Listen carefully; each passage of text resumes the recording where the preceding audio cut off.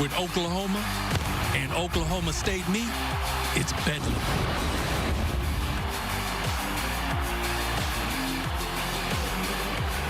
Welcome to Stillwater and welcome to Bedlam, where the buildup has rarely, if ever, been bigger. 116-year history of this backyard rivalry. The Sooners must win to keep conference hopes alive.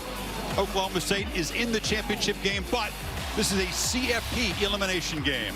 Saturday Night Football on ABC, presented by Capital One, and a presentation of the Big 12 on ABC. And welcome. Chris Fowler, Kirk Herbstreit, Holly Rowe will join us. Rivalry Saturday. How much fun has this day been? How refreshing has it been? We've already seen Bedlam around the country before we even start this one.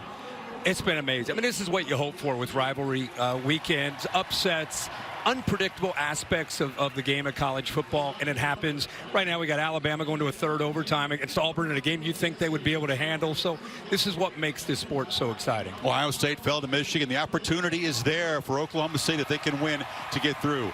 Now, can they control Caleb Williams with their tough defense? The Oklahoma quarterback got off to a tremendous start in his career. Remember, off the bench against Texas, he was the hero.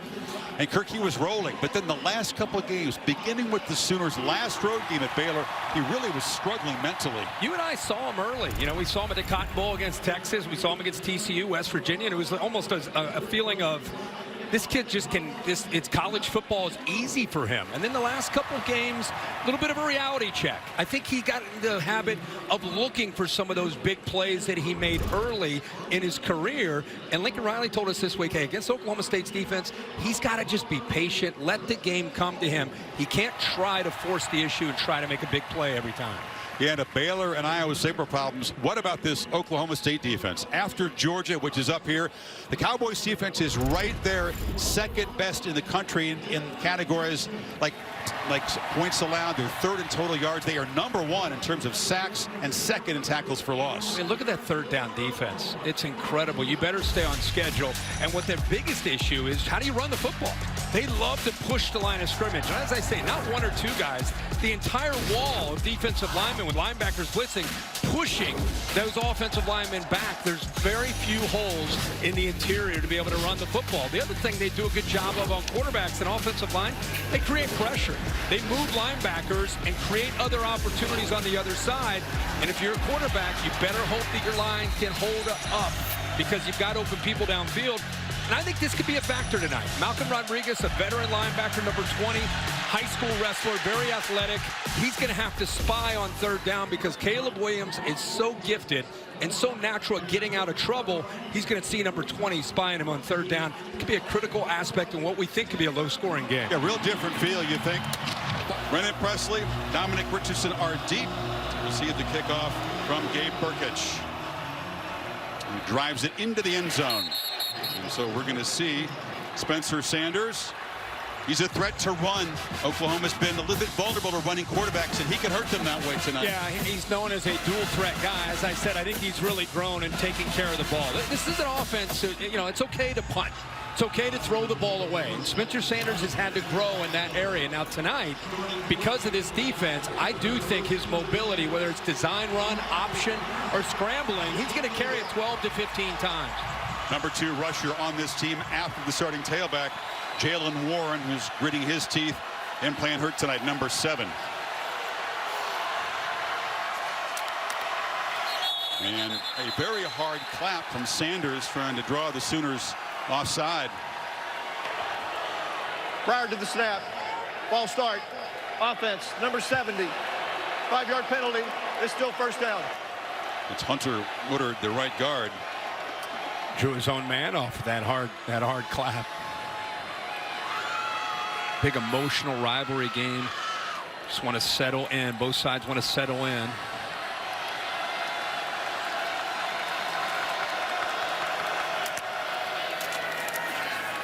Delayed handoff. Warren escapes the tackle, dodges another man, and shows you his skill set. DJ Graham got him to the ground. Well, he has low center of gravity, and he is tough to bring down. I feel like, he's 5'8".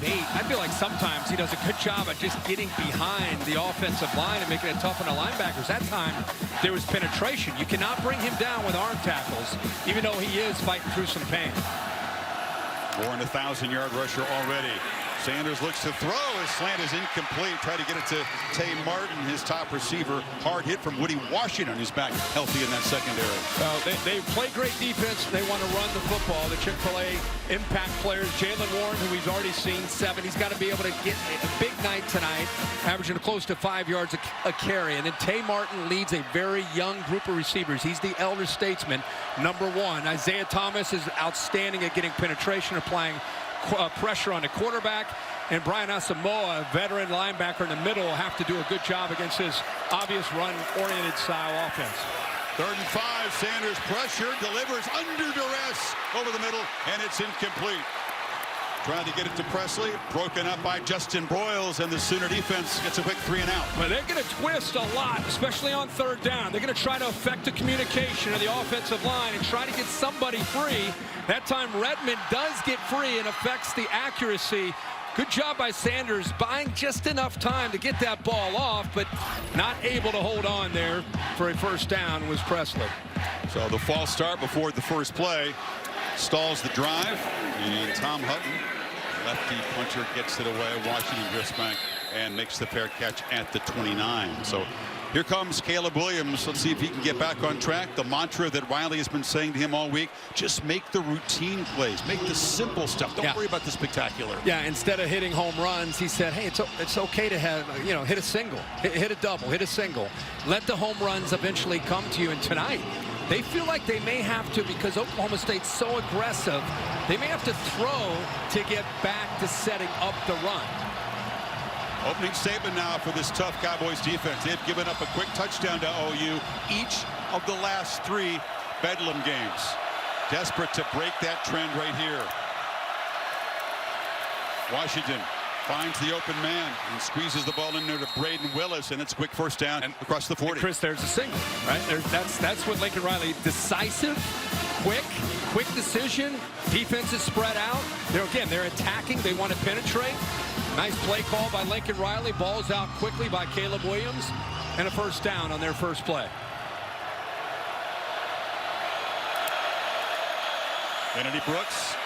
And this is a tough group to run on. You talked about that wall of humanity that just changes the line of scrimmage.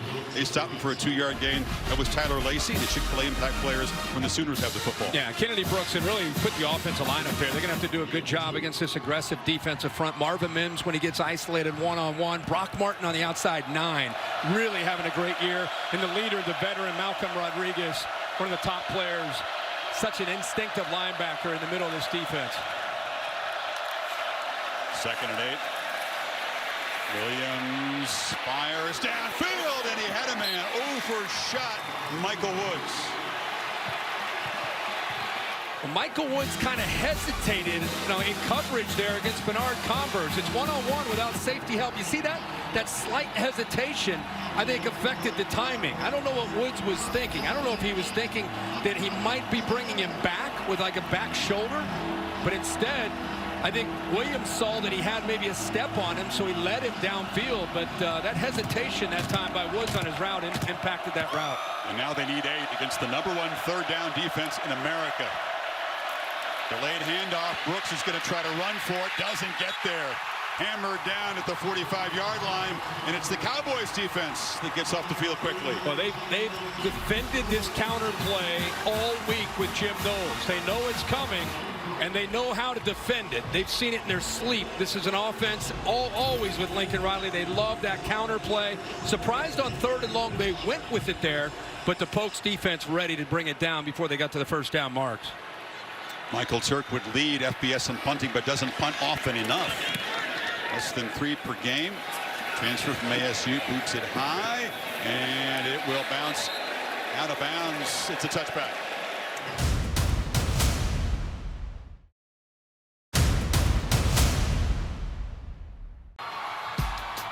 Big 12, the only conference right now where the championship games are not set in the Power 5. Oklahoma needs to win, or it's Baylor hit Wake Forest in the ACC. Oregon got the win they needed in the Civil War. They'll take on Utah Friday night.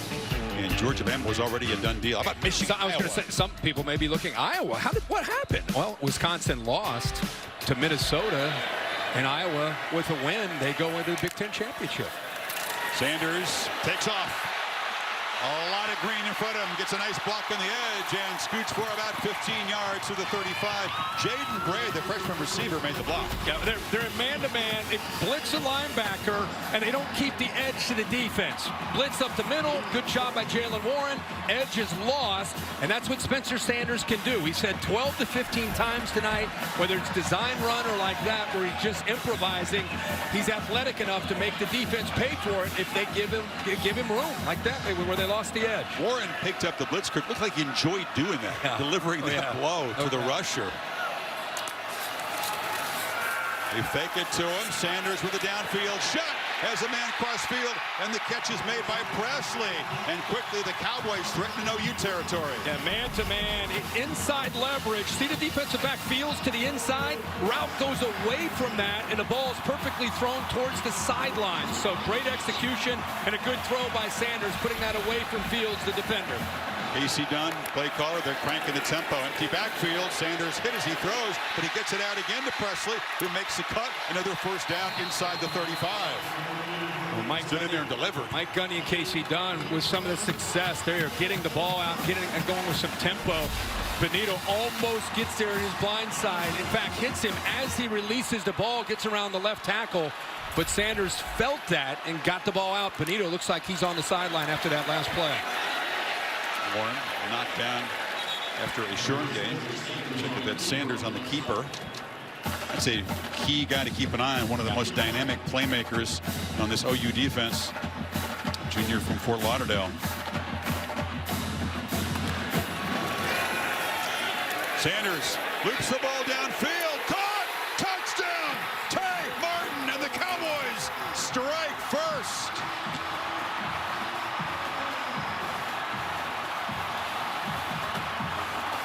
Strong drive by Sanders, Kirk. And he did a heck of a job of getting the ball out quickly. They played zone this time. They've been playing man-to-man, and because it was zone with a high safety, he had to get the ball out quickly to be able to get the ball in to Martin before the safety Broyles came over. Without that hesitation, the progressive pylon cam shows you he gets into the end zone, but a great ball. 2 incompletions on the opening drive, 3 for 3 on that possession as they take it 80 yards in 5 plays, and Tanner Brown tacks on the PAT. That's a little old school Oklahoma State offense.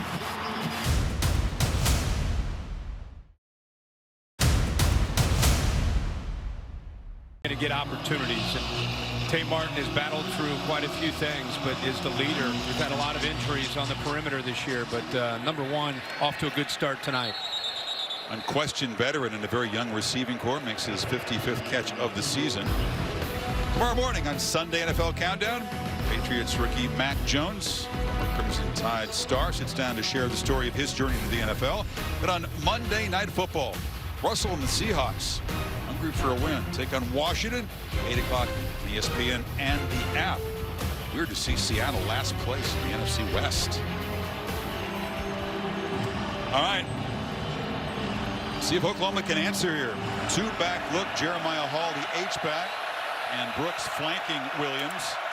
That's Mims who comes in motion to get the ball. Well, they try to get it to him, but overled by Williams. That's one of those simple plays he didn't make. Yeah, and against his defense, you're going to need to make the simple plays and get 2 or 3 yards because of how aggressive they are. I tell you, this defense, they don't have a first-round draft pick on the defense, and yet they're one of the top defenses in the country. We'll talk more about why that is here in a little bit. Williams on the run, fires, and wide open is Jeremiah Hall. The H-back rumbling down the field. A man who scored a trick play a year ago in Bedlam hurts the Cowboys again big time. Just a good job of settling in. I don't think the defense was really completely ready. I think Caleb is patient, waiting, kind of sells it, and then eventually looks back to Hall where the defense completely lost him. And the big fella's dangerous after the catch. Kennedy Brooks slips as he makes the cut. Jeremiah Hall, an impressive guy. He's going to finish his MBA soon. Took on the challenge of that. Really a guy who's gained the trust of this coaching staff. It hurts you in different ways. Yeah, I always say when we do Oklahoma, they've always had a guy like that. You know, he's that H-back, fullback type of guy. I always refer to Dimitri Flowers as that kind of guy that's big and can do a lot of different things, but also is dangerous with the ball in his hands. On 4 touchdown passes this year. Eric Gray now into the game to the left of Williams. Caleb straight back against pressure. Launches to the end zone, and flags come out. Michael Woods was the receiver. Thomas Harper interfered. Yeah, Woods on a slot fade against Harper, the safety. He had a lot of room to work to the outside. Tough spot to be for a safety when he's out there on an island. Good play call here by Lincoln Riley, seeing that matchup, and I love the ball that Caleb Williams puts it up in the air where his receiver can adjust to it. Pass interference. Defense, number 13. The penalty is half the distance to the goal from the previous spot, and an automatic first down. Thomas, younger brother of Devin Harper. Yeah, see how he's trying to work himself back to the ball, and really Harper never truly found the ball. By the time they make contact, he has no idea where the football is, and Woods is trying to work himself back to the football. Penalty probably saved a touchdown. Yeah. Oklahoma spots it now, 1st and goal. This is a tough spot against this defense at the 9-yard line. Lincoln Riley talks about that. You have 1st and goal from the 9. Yeah, it's tricky. Remember, his legs and his creativity, something that all defenses always have to be aware of. This is strength against strength. Sooners pretty efficient down here in the red zone. But the Cowboys have been really stout. They allow a touchdown less than half the time to their opponents down here. The paddle people trying to make it tough on Williams.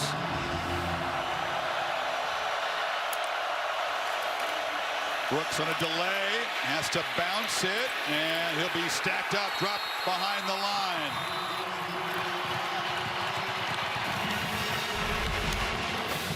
Good job here by this defense. Slow developing counter play. And again, I talked earlier how much they drilled that this week.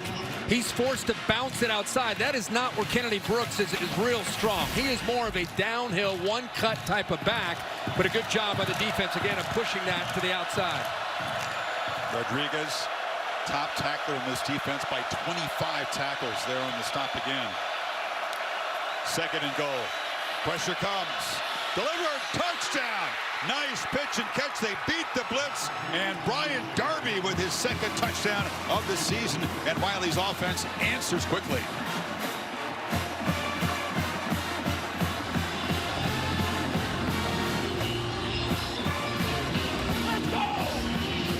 One of the unheralded guys on this very deep receiving corps. Darby, a sophomore from College Station, just his 7th catch of the season. Now you bring pressure like that, you better get there. Caleb Williams saw that blitz that you talked about, Chris, and got the ball out of his hands quickly. Well, they said it wouldn't be a shootout. This feels like vintage Bedlam. 7-7, 7 minutes in. But you get the blitz from the outside right here, and then here is your matchup that they're trying to take advantage of.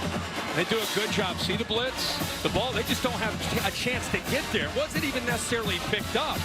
It was just that the ball got out so quickly, and then the defensive back had to work his way over there. He gets lost in coverage, and Darby does a nice job of locating it and making a catch. And you're right, Chris, it does kind of have a feeling. We've been here a lot of times. Kind of a back and forth kind of game.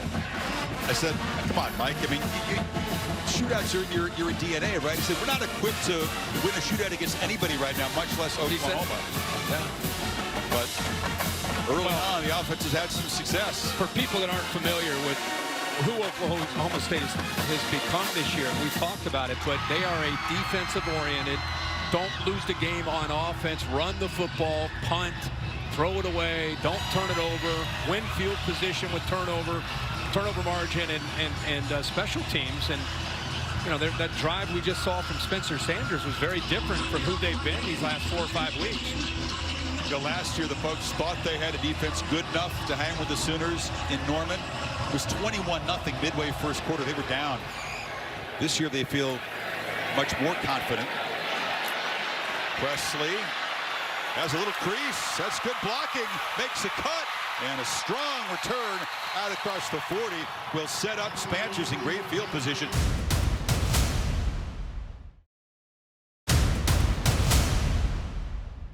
Really got it started. Recognition of getting to the edge of that defense and using his legs. Very athletic guy.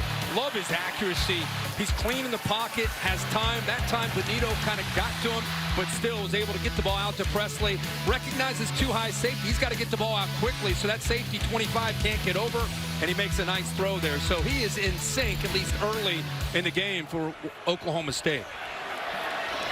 Ollie says Nick Benito was checked out by the athletic trainers. He's okay. Back in the ball game for Oklahoma. Sanders looks to throw in first down, and Warren in the flat.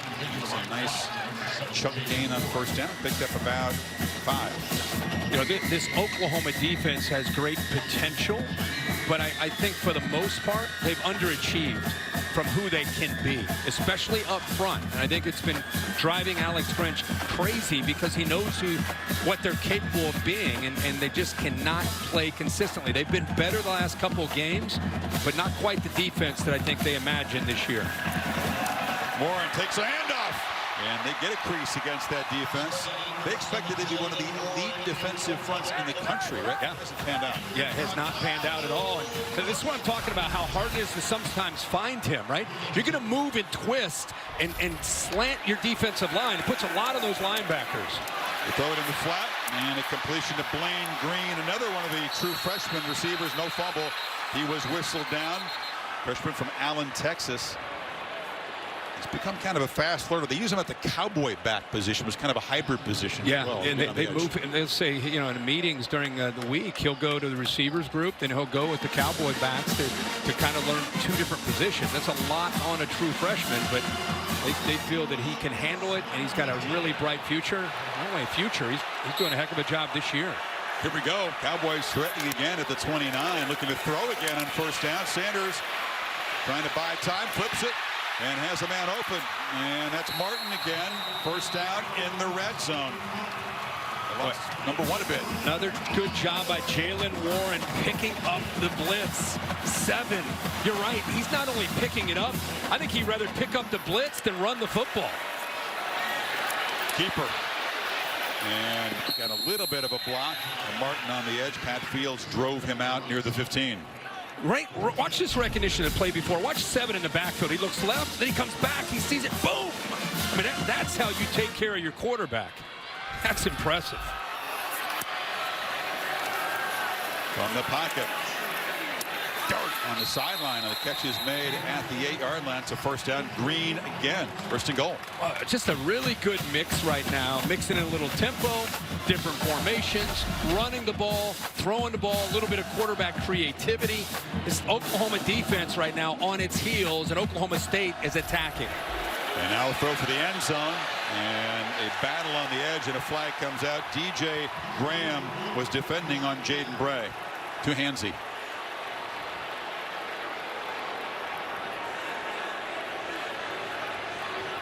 It's going to be battles on the edge all night, as there always are in this rivalry game.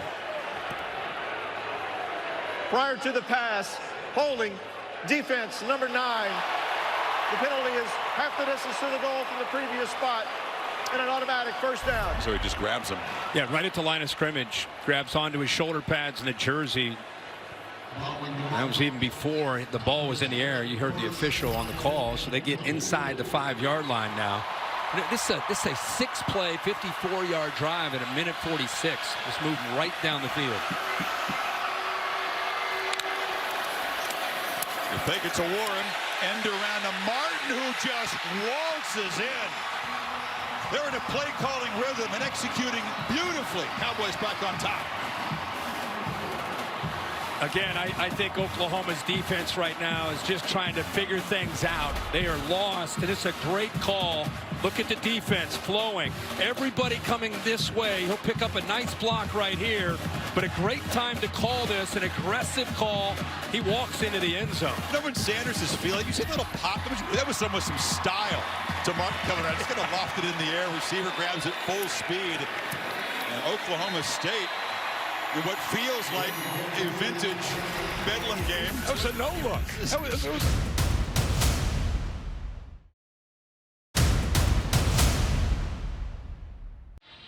For Bedlam, this is just balmy weather for the Goodyear blimp, providing aerial coverage. Anything can happen as long as you have the drive. Goodyear, more driven. Where's the windstorm, the ice storm that usually accompanies? I know. Yeah, this is the nicest. We've been coming here forever. This is the nicest weather. Riley and Gundy preseason talk at midfield. They were talking about the weather. What else? Because it is surprising to folks here. Gray lets it go. Now, in the previous drive, take a look at, as they were cranking up the tempo, here's what happened on that completion. Yeah, look at this, and, you know, if you wonder, it happened so fast. Bill, what happened there? Why didn't they stop that?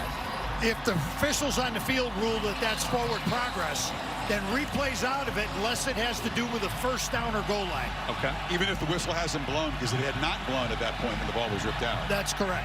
Replay has no horse in the race. Okay. So once again, Williams and the Sooners have to answer down a score. And Brooks is hammered. Oh, actually, I got faked out. Williams kept the ball and just heaves it sideways. Heavy pressure from Devin Harper. They'll have to have a conference about this one. He was still in the pocket. A good read. You can get faked out. I mean, that was a really good read of Caleb Williams pulling that to get it away from the pressure. That's his read, man. He obviously takes Gray. Now he's just in survival mode before Harper can get to him. Did get outside of the pocket there, Bill. Well, the ball didn't make it back to the line, but a receiver was coming back. Yeah. Plus, the hit may have altered the throw. You've seen intentional grounding called a lot more this season and for a lot less than that. Play clock winding down. Williams steps up in the pocket and throws across the middle. And the catch is made by Braden Willis. Wills knocked down, slow to get up, a few yards short of the marker. Jim Knowles bringing pressure there from the boundary corner. Christian Holmes. Again, this is a very, very aggressive defense. They like to give pressure. They like to disguise and give you different looks where the pressure will come from. Want to put as much heat on that offensive line and the quarterback as they can. Remember, as good as Caleb Williams is, he's still a young guy seeing some of these looks for the first time.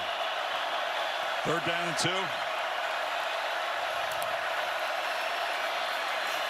Oh, you're looking at throw for it. Williams flushed, gets away, fires, and what a clutch completion. Marvin Mims just stayed alive, and Williams makes a play to keep the drive going. Yeah, they rushed 3 here, but this gives you an idea. Look at the defense. Look what he's looking into. And think about what you want to try to, who you want to try to throw the football to. Now, right there where the linebackers are, he's got a chance to make that throw, but doesn't take it. He had Mario Williams right in the middle, but never saw it.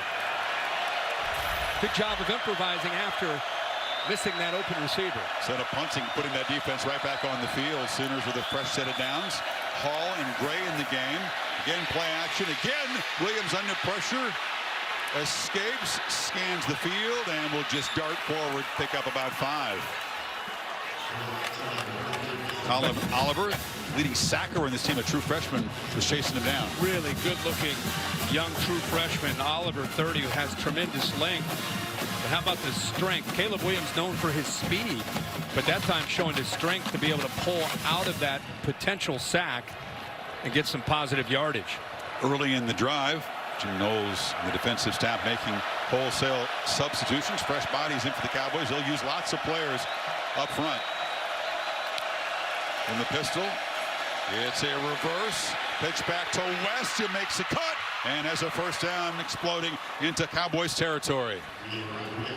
Well, you have a defense that's fast-flowing. You want to try to make them pay for that by bringing it back the other way on reverses and misdirection. The defense, you can see those black jerseys are going very quickly. They make a read, and they are gone. And that time they were able to come back, make them pay for that a bit. Almost got loose. Almost got through that. West, I thought, was just barely. Only had one rush before Kirk. It was a 66-yard run. Very close to pulling that out of there.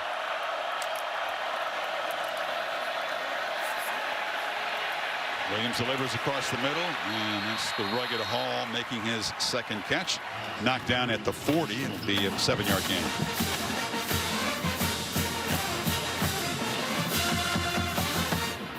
I think Riley felt it'd be hard to sustain drives against this Oklahoma State defense. He thought explosives and big plays would have to be a factor tonight because they're just so good defensively. Sooners doing early what no opponent has really done against this Cowboy defense. They only give up 15 points a game. And they've been very effective stuffing the run all year. Eric Gray got smacked right at the line. Brendan Evers got there first. A big battle tonight in this game is going to be the Oklahoma offensive line, where I think they've grown and gotten a lot better against the attacking downhill defense of Jim Knowles. Rodriguez and Harper, the most productive linebackers, are always coming downhill, and it's tough to climb with that second level. So that'll be a great battle, especially in obvious running downs. See how they hold up, the Sooners up front. Third down again, they need 3.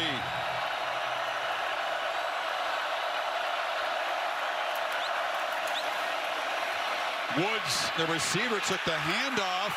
Not quite as physical as one of the running backs, and he doesn't get first down yardage. So a 4th down coming up just inside the Cowboys 40. Harvell Peel on the stop. These linebackers and safeties, they fly down. What a benefit of having guys that are in their 4th year in Jim Knowles' system. And a lot of these guys played as freshmen and sophomores. He said our ability to adjust on the fly because of the experience and the veterans. A lot of seniors are on this defense. You can see how sound they are fundamentally with their angles. Only need about half a yard on 4th down. Play clock is winding down, and they're going to have to spend a timeout here. Williams was still checking the sidelines for adjustments, so wise to spend a timeout on this 4th down play.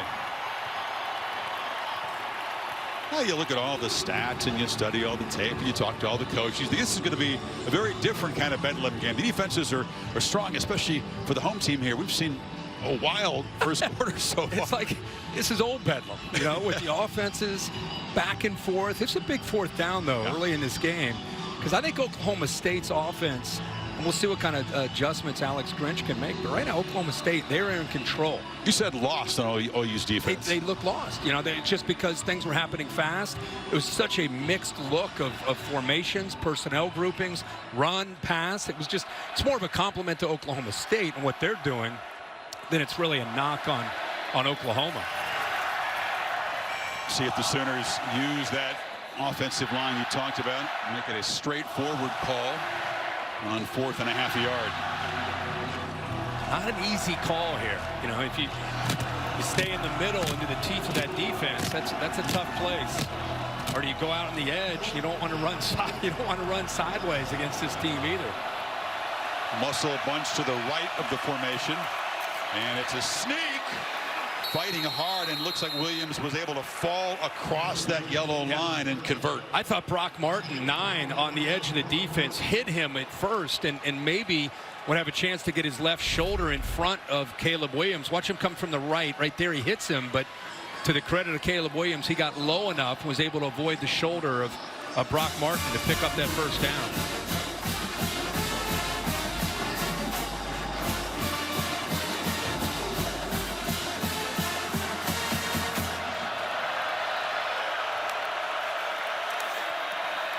Wanted to get the ball to Brooks in the flat, but the running back was covered, and Williams is knocked down by Malcolm Rodriguez.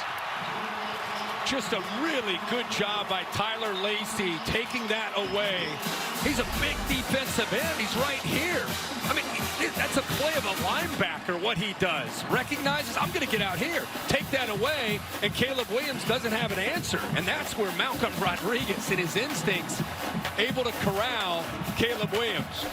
Mentioned the lack of NFL day one talent here, but these guys are so well schooled. The mad scientist Jim Knowles has got to be one of the top contenders for the Broyles Award this year. It's a keeper for Williams, and he's rocked, hit very hard, and driven back by Devin Harper.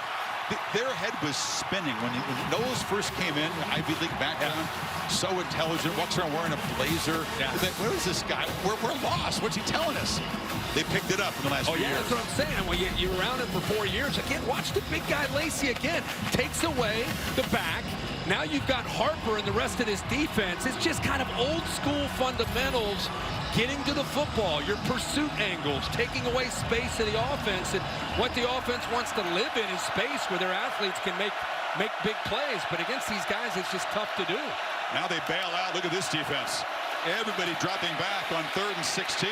And with a 3-man rush, they put Williams under pressure, who just launches over the top of everybody and just over the outstretched hands of Mario Williams. That was a funky play. It really was. They had 7 guys all the way back at about 15 yards. But what happened was, because Caleb Williams took so much time, he gets away from the pressure of Lacey right there. He keeps it alive. Look back here. Look at the safety. He just couldn't last that long. He lost himself. He was more focused on 11, Hazelwood, and lost 4. Mario Williams get behind him, and Oklahoma State catches a break there. Pretty good throw, backpedaling, off balance, just heaved it over everybody's head. Michael Turk, high punt, and a flag down. They bump into him. It would have to be a personal foul for this to matter. I kind of just knocked into him his foot as he landed.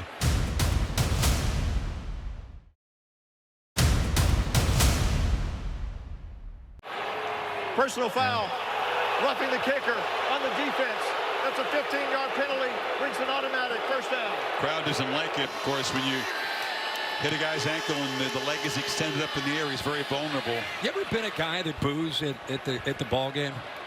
You ever been that guy? I've been that guy. Have you? At a hockey game? Yeah, sure. You boo? Well, Mike Gundy's booing right now. You saw the replay on the screen. Look at my man. That's heartfelt booing right there from Beard. I mean, he's going all. He's all in. That's a big play. Instead of Oklahoma State getting the football back, Richardson, the wide receiver, with that personal foul. Sooners now set up with a 27. Mike's seeing that replay, and I think he's saying what you said initially. Like, was it roughing or did he run into him? But the replays I saw, I thought it was pretty clear that he roughed that leg. No, again, he's in a very vulnerable position with the right leg up in the air, but it wasn't very rough. I mean, you usually take care of the punters. Lincoln Riley going crazy, wanting to go fast, wanting Caleb Williams to. Now he's going to call a timeout. He's frustrated. Yeah, the play clock was winding down again. He's frustrated. Look at him. That's part of having a young quarterback. You know, there's this talking to the center. You got a backup center in there as well. Teammates were talking about how Caleb Williams' approach to practice changed. Remember, he didn't play high school football in 2020. He had great success. He had never had a game really like that loss at Baylor when they threw for less than 100 yards. And his approach, Jeremiah Hall told us after that, was to come in with, more interactive and be more in command. And the teammates were impressed how he responded to that in practice. Which is, think about it, you're a true freshman playing at a school like Oklahoma, where the expectations are to win every game, and you have a setback like that. You learn with these young players, because you don't know. You're speculating, but you really don't know until you see it. And so that was a very favorable reaction by the entire team to see what he did. And first down, Brooks breaks the tackle and he has muscle down after about a 7-yard game. Tanner McAllister. Really good job by the offensive line here, opening this thing up on the right side. Look at that, Murray, Robinson. Look at that big hole. That's the kind of running Kennedy Brooks likes. Getting downhill, quick read, and he's more of a slasher. He doesn't necessarily always want to work sideline to sideline. Final 30 seconds of this first quarter. Sooners on a methodical drive. Williams slips down, and that'll be another sack. Lost his footing as he planted there. Israel Antoine and Jason Taylor from the safety position got him. Yeah, I mean, what a push. We talked about that in the open, how they get a good push in the interior. But here he's kind of disguising, and then they bring the pressure late. Kennedy Brooks releases, maybe wanting the ball, and in fact, Caleb Williams looked like he was about to go out there, but there was another defender, so just too many black jerseys on that play for Caleb Williams. He just kind of had to eat it. 45th sack for the Cowboys. That's a new school record. #1 sack defense in America has knocked the Sooners back, but Oklahoma threatening. Exciting first quarter here in Stillwater. 14-7 Oklahoma State.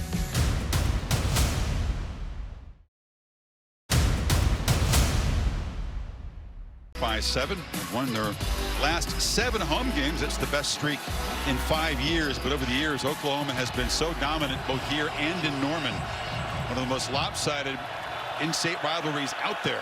Folks trying to re-script it tonight. It's the 15th play of Oklahoma. I was just looking at the same thing. Pressure, launch to the end zone, one-on-one, caught, touchdown. Austin Stogner. The H-backs have been enormous so far for OU. Are you kidding me? Honestly, are you kidding me on this throw? A fadeaway, they bring everybody. They bring the house. And he puts it as he's falling away, up over the shoulder of Stogner, away from the defender. Look at the big guy. You got a big receiver against a safety, put it up in the air. There's a progressive pylon camera that's checking just to make sure that he breaks the plane. Looks like he does. Very close there, Bill. Stogner at 6'6". And the H-backs, 5 catches tonight. Here's Mikey Henderson, who played that position a year ago for Oklahoma. They just ate the Cowboys alive with passes to the H-back. Well, look, like you said, Chris, look at the blitz. I mean, they bring everybody. Stogner says, I told you guys, look at this one. Everybody's coming, and here he is. It's a big tight end out in space. And look at this matchup. Look at the pressure. Nobody's going to pick this up. I want you to watch 13 fall away as he's throwing that. And then look where this football lands. That's just beautiful. So the roughing the punter penalty on John Paul Richardson, which prolongs the drive, ends up being crucial as OU has drawn level again at 14. Big fella had a little push there at the end, but when you throw the ball that well, hopefully, Bill, the officials let that go. I mean, it wasn't that big of a push. We were talking earlier in the game about mutual combat. Yeah. They both were kind of putting their hands on. I like that. Nobody's really gaining an advantage. You're just finding your opponent. Yeah. How about that throw? That was Oklahoma fans who've seen Williams struggle the last couple of games. It's a very positive start. Yeah, the young quarterback on the road against one of the better defenses in America. From the goal line, Presley. Another good return. Once again, he's finding space. Cuts it back. Brennan Presley into Oklahoma territory. Can they run him down? Touchdown, Oklahoma State. A lightning strike. 100 yards.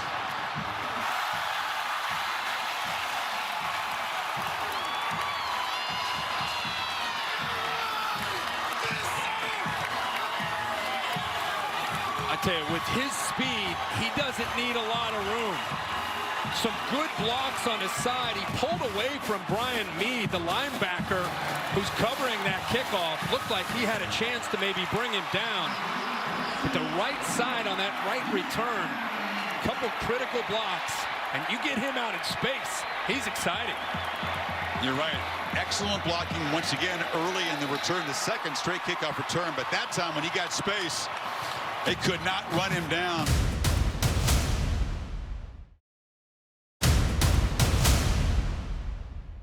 Tulsa. Watch 52-47. Boom, boom. A couple good blocks. Then right there, I thought Meade might bring him down. Now he's dangerous. Now he's out in space. Nobody's going to be able to catch him. Fireworks all over the place. And the special teams deliver for Mike Gundy. The third time, Oklahoma State back on top by a touchdown. Spencer Sanders says, I got no problem with skipping a series. Let's take the lead on special teams. And what an answer after that great drive of 15 plays and a throw by Caleb Williams. There's a reaction from the quarterback. This is Bedlam. Presley's had a terrific year as a receiver, but he is just built perfectly for this role.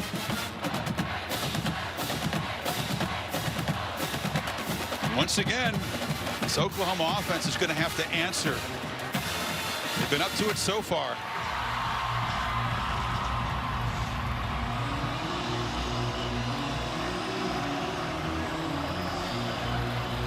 For Tyreek Hill in an electric play, Bedlam series with Beckham Hughes of Oklahoma State. Yeah.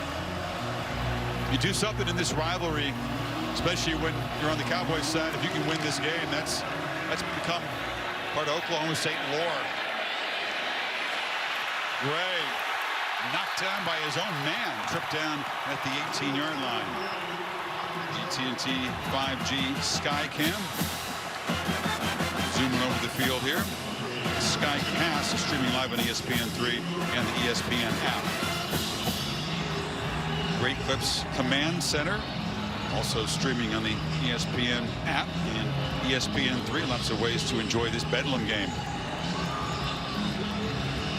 So Williams and the Sooners, Kirk, back to work from their 16.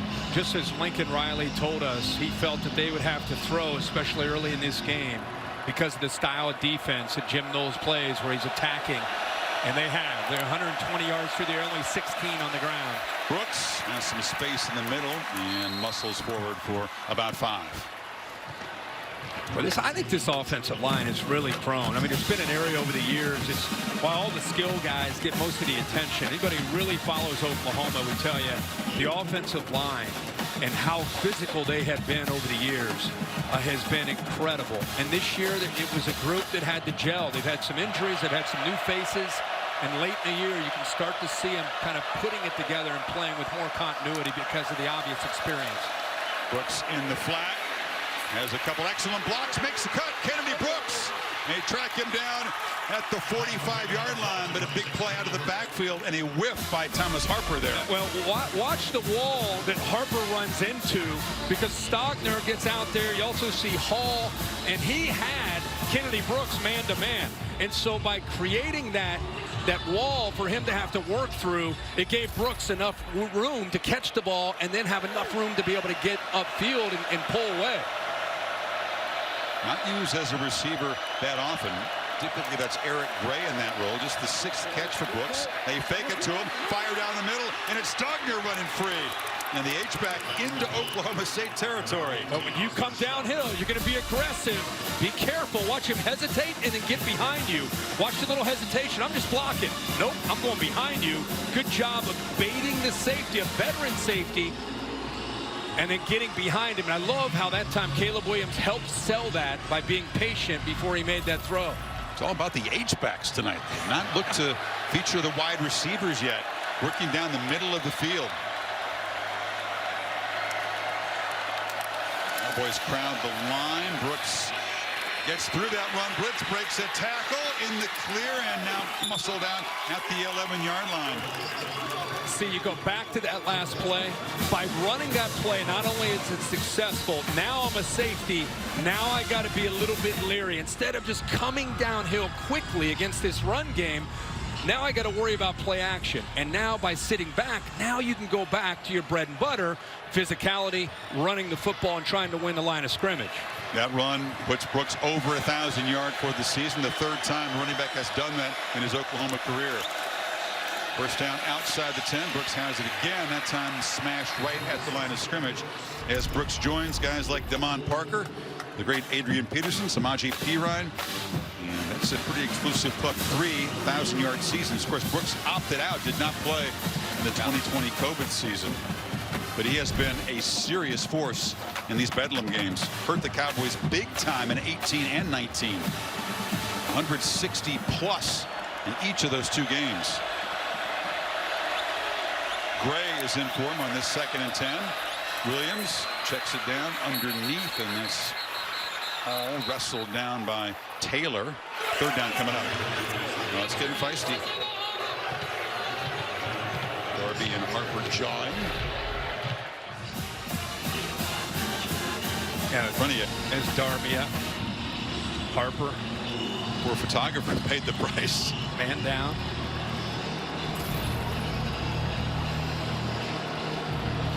He needs 6 here on 3rd down. Important sequence.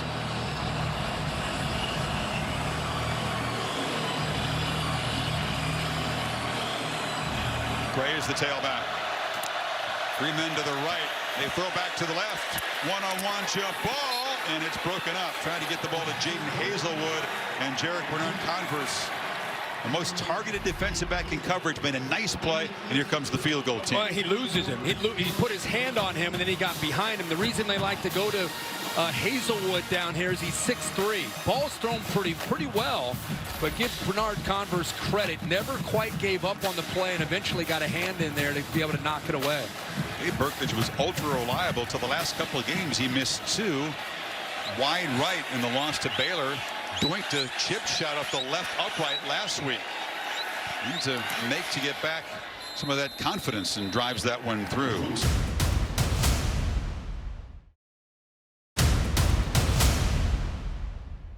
Lincoln Riley was losing his mind in that timeout. Yeah, I mean, this happens so fast. You know, you're wondering, is that pass interference, Bill? The left hand, though, right?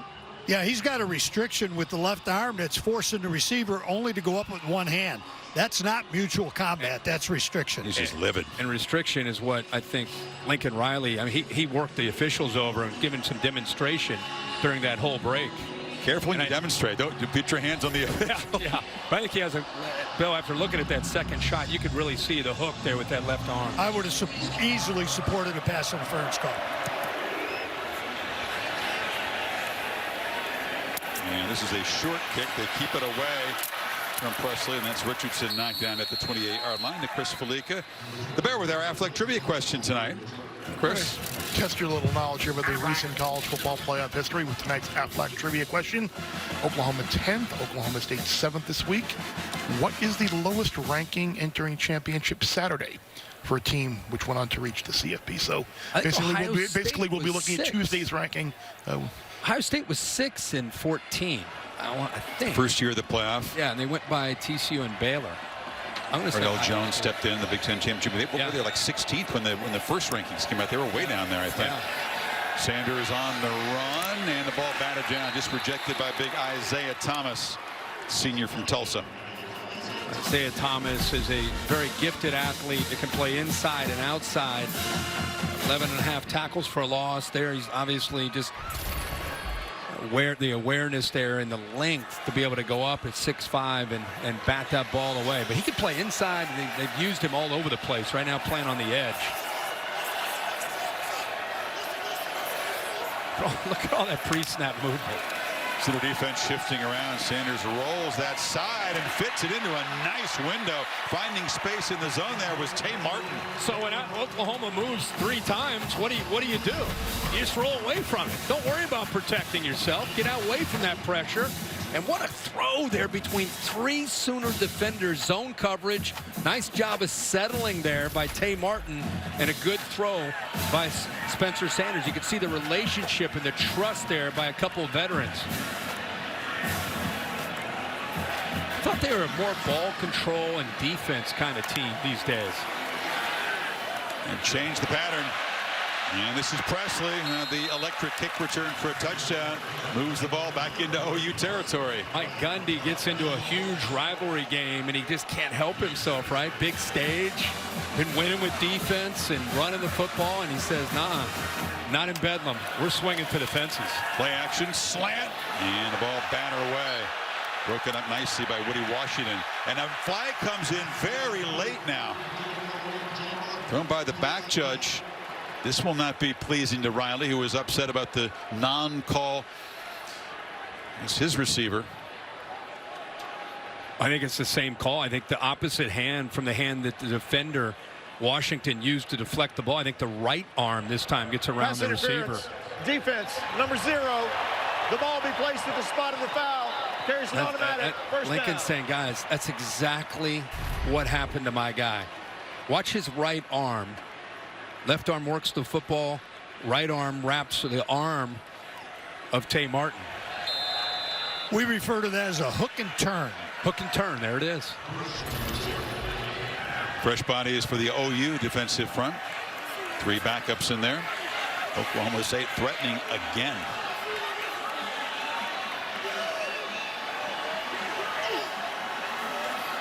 Three receivers stacked to the left. And they get the ball out. A flag is down. Catch made by Presley, who's wrestled down at the 34. Just a free play there. Oklahoma jumped. But they are moving a lot up front. A lot of stunts, a lot of pre-snap movement, trying to affect Oklahoma State and that offensive line's communication. Offside, defense, number 96. In the neutral zone at the snap. 5-yard penalty. First down. So it's this movement before the ball. You know, you think, why are these guys doing that? Well, they go from an odd look to an even look, and anytime they move as a group, it affects what that center is calling out to communicate what they need to do, whether it's pass protection or combination blocks in the run game. That's Alex Grinch has been doing that since he was at Washington State as a defensive coordinator. 1st and 5 now. Sanders keeps it and doesn't get the blocks he needs. Flying in to make the play is Turner Yell from his safety position. Yeah, he does a nice job. They're actually rotating and moving. Keep an eye on him. He comes all the way over because of the motion, and his eyes are in that backfield, anticipating a run. You know, they missed him this year. This secondary is buttoned up now because they're healthy. Turner Yell comes back, and it allows the others to move around. Sanders takes off, escapes the pocket, sprints straight down the field, and dives for a 1st down inside the 25. 18 runs of 10+ yards this year. That's a lot for a quarterback. Again, the scouting report had to say 3 is a factor, especially on 3rd downs where you can scramble. Nobody there in the middle of the defense. Playing with tempo, and in the flat, it's Warren. They didn't really account for him. They still don't have him to the ground. Finally, after an 8-yard gain, tackled at the 14 by Washington. Well, Oklahoma State is not only having success, they're doing it with the tempo to impact what Oklahoma can do to settle in and make adjustments. They don't look settled in at all. Warren spins free of a tackle. It's 1st and goal. You know you have a defense in trouble when they're looking over to the sidelines. They're trying to get substitutions. You got guys with hands on their hips trying to get on the same page. And it's been this way most of this 1st half. This is not what the scouting report showed of Sanders in this offense from most of what you've seen all year. But this is Bedlam. Right. The unexpected, Right. everybody says, right? That's right.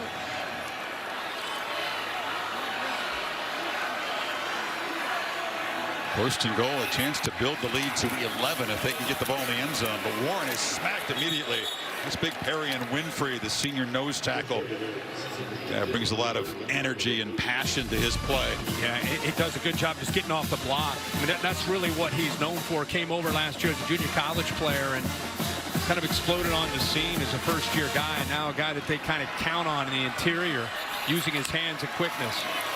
Sanders has time, and he has space, and takes off and is going to be slammed down. Brian Asamoah, #1 tackler on this defense, All-American type level of play from this guy. He got the quarterback that time. Yeah, the big adjustment that Alex Grinch is going to have to make at some point is there has to be more of an awareness to Sanders and what he can do running the football. I told you he may run it 12 to 15 times tonight.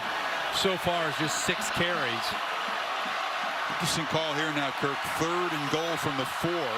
3 receivers split wide left. And they give it to Warren, and the Sooners all over him. Nick Benito flew in, dropped him back at the 10, and here comes a field goal attempt. It looked like a miscommunication on the right side of the offensive line. Wilson, the right tackle, he goes out wide. Watch him move out to his outside. Benito go underneath him, and nobody picks up the most gifted front player that OU has. I mean, you got to be aware of where 11 is, but Wilson moves to his outside, making it easy for Nick Benito to come up underneath and make a tackle for a loss. Tanner Brown, the Californian, who's very, very reliable inside 40 yards.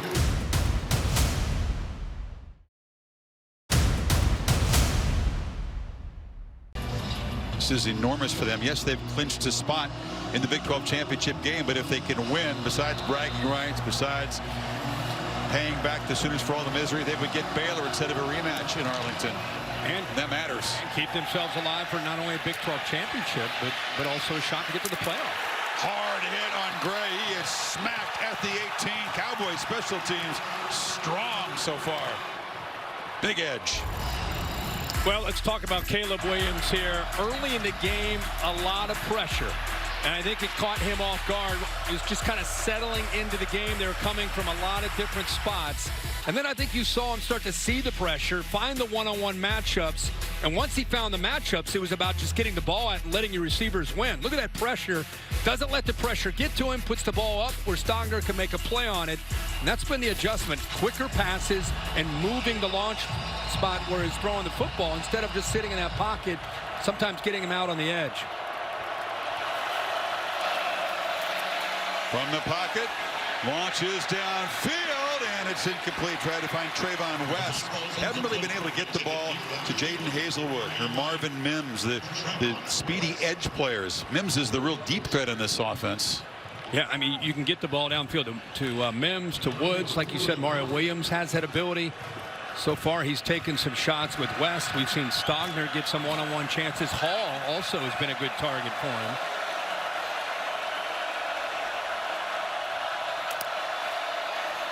Second and 10, three-man rush, plenty of time. Williams finds a hole in that zone and gets it to Hazelwood, who makes the catch right at the marker. It's a first down. Yeah, when they don't bring that pressure, they're not obviously putting the same kind of heat on Caleb Williams. And I love that he's kind of waiting and being patient, and then he shows you the arm strength as Hazelwood that time just sat in the hole of the zone.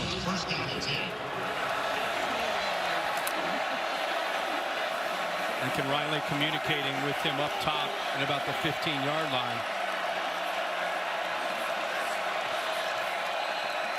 Big cushion on the right. Williams pressured, buying time, and is run down mid a dangerous throw on the sidelines. Coming after him was Devin Harper, full speed, and Williams hit the deck. Check in with Kevin DeGandhi for an update. Chris, now for our Dr. Pepper Fansville studio update. Number 6 Notre Dame on the farm, taking on Stanford. Jack Cohn to George Takis, Boog. And one thing about it, Notre Dame has a plethora of tight ends, and he finds one.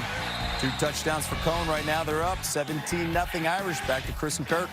Good experience that Thanksgiving weekend crowd in Palo Alto when the Irish come in there. It's intimate usually. Yeah, that's a good word for it. Notre Dame trying to finish at 11-1. Of course, very much stay alive in their CFP conversation. On 2nd and 10, Brooks has got it, and they give him the edge. And he's off and running. Finally pulled out near midfield. Nice job by watch Jordan Hazelwood work on, just kind of help seal the edge up at the top. Does a nice job bouncing right around that block, and then that's a tough tackle. You know, safety coming up against the size of Kennedy Brooks, 215 pounds, running at full speed. He can either run over you or make you miss. Time made Harvard Peel miss. Only 2 more for Brooks, who's had a solid first half, 53 yards rushing. Short throw. Hazelwood wrestled down after about a 3-yard gain. Holly? Guys, it's really remarkable. Kennedy Brooks, as you know, sat out all last year, opting out due to COVID concerns, but he did not stop working.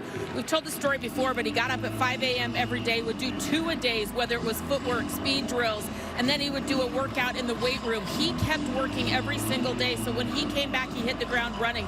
It did take him a couple of games to get into it, but he is at prime form right now. Really proud of this young man, how he kept his work habits even though he sat out. Good point, Holly. Physically, he's his best he's ever been. In the backfield, Williams kind of hesitated, and he'll be trapped for a 2-yard loss, and now it's 3rd and long. Great job up front, getting off of blocks, a play-action look. Got pressure from the outside. Saw the freshman Oliver work around. Then he had to step up, and look at the interior. Good job of the big fellas being able to get off of their blocks. SC 99 right there to bring him down. Also ran into 320-pounder there. See if Jim Knowles brings heat or sits back, rushes 3, drops 8.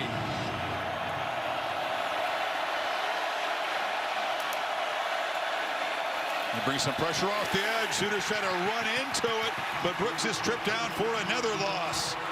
That's Tyler Lacey, the best pro prospect on this defense, with the tackle. How about him? I mean, he's just collapsing. I think he's expecting run. Watch, or pass rather. Watch, Chris. He's thinking Caleb Williams, and then he gets around the pulling guard, Murray, and throws that big left arm and trips up Kennedy Brooks.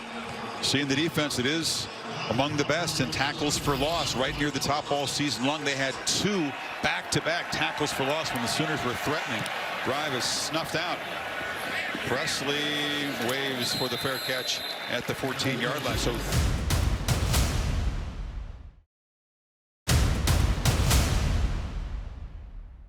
yeah, guys, just an amazing day. Look forward to catching the folks up at halftime. Meanwhile, the folks getting aggressive here, and they get into Jaden Bray, the freshman from Norman, who makes a play in a first down to the 30.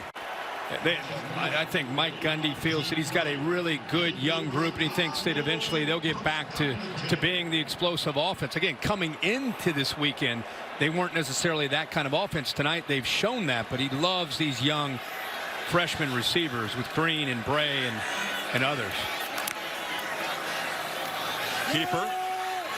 Sanders knocked down. Well, they punted quickly in their first possession. Then Kirk, touchdown. Got the kickoff return for a touchdown. Field goal on the last drive. They've been motoring all over the field tonight. Yeah, and they're doing it very fast. You know, they're trying to put this Oklahoma defense on its heels, and they're doing a good job of it. 2nd and 7. Sanders felt the pressure, steps up and throws a low bullet, incomplete. Tay Martin tried to make a tough catch, pretty well covered by Washington. It's 3rd and 7. Wow, he just missed that. I mean, he had it. He stepped up very nicely. He had a little bit of pressure from the out to his right by Jalen Redmond and just missed the throw. And a one-on-one matchup, middle of the field, and he had separation from Tay Martin. Martin, who has 3 catches and a touchdown in the first half.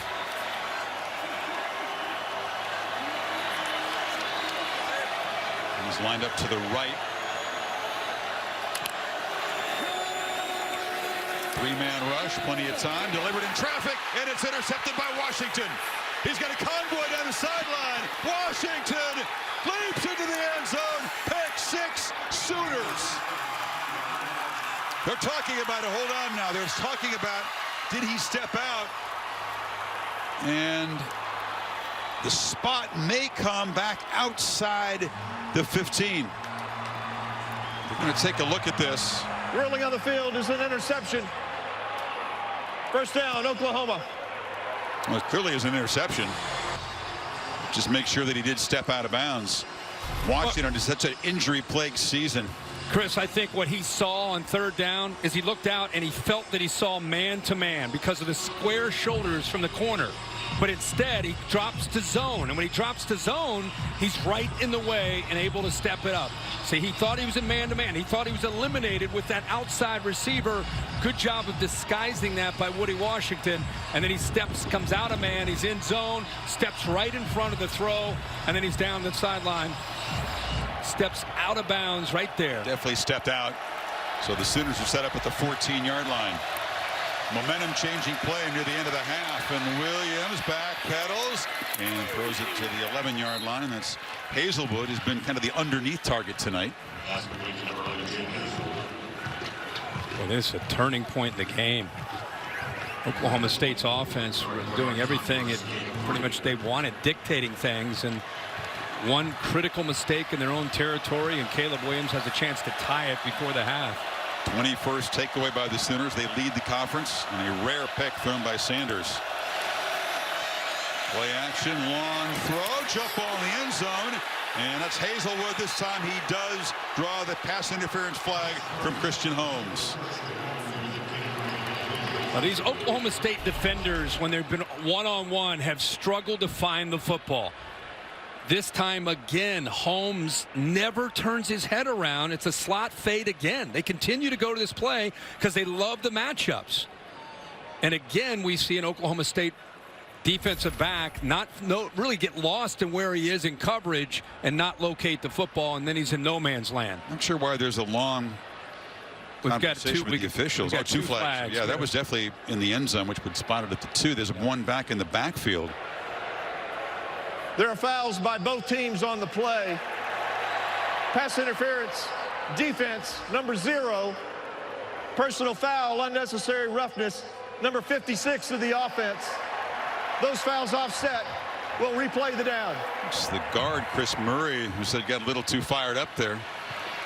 He shoved the man to the ground. That's a little ticky-tack. Yeah, I didn't agree with that call. I thought we had a pass interference. I was very surprised that they called that on Murray. Ball was out, and he kind of knocked the pass rusher down, but it didn't look like much. So 2nd and 7 again. Woods goes in motion.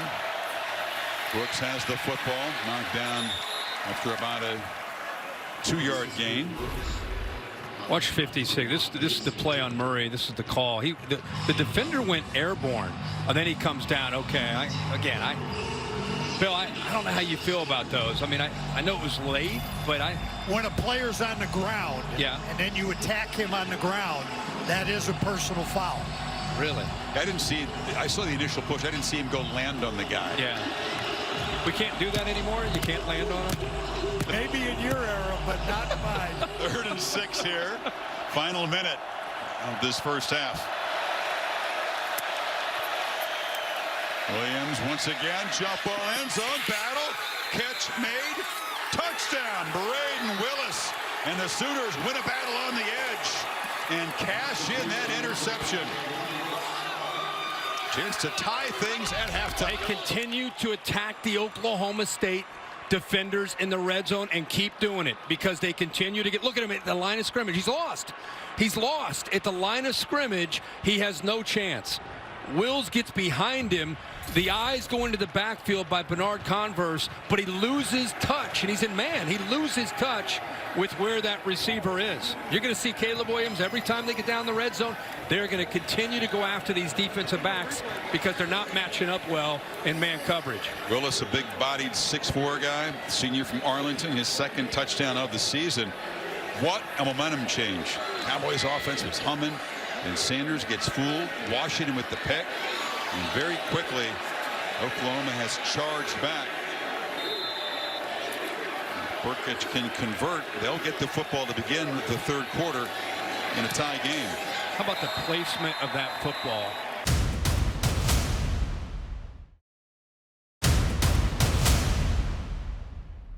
Utah lost that night before to Oregon, so yeah. OU wound up jumping up there. Jake Fromm and Georgia avenged that loss to Auburn. They sure did. Now, there was a batted forward, so that is a penalty on that kickoff that bounced.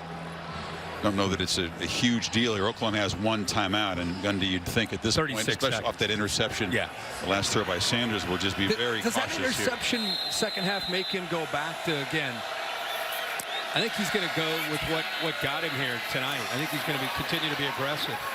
And Warren knocks down. Yeah, no, he was accused of being too conservative against Oklahoma at times in his career. He's pretty sensitive about that. He says, no, actually, we're more wide open against the Sooners than we typically are against other opponents. That's certainly been the case tonight. Oh, without a doubt. I mean, you look at the film of the last 4, 5, 6 weeks, and they played to their strengths, which, again, has been that defense and running the football and just playing smart, trying not to turn it over on offense. But they came out with Pistol Pete, with the revolvers going tonight. Yeah, but OU's offense, they've got 261 in the first half. Cowboys have just been giving up 268.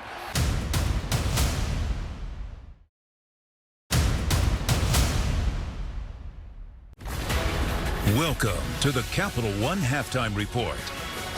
Fantastic first half in Stillwater. Bedlam the story. Special teams. Brennan Presley 100 yards to the house book. 24 all. Yeah, we talk about offense and defense, but let's not forget about the other part of the team, special teams, Kev. We will see what adjustments will be made. Oklahoma's offense, 3 touchdowns. Caleb Williams. Can the Cowboys defense respond in the second half? Oh, we had a good one in the Iron Bowl. Number 3, Alabama facing Auburn.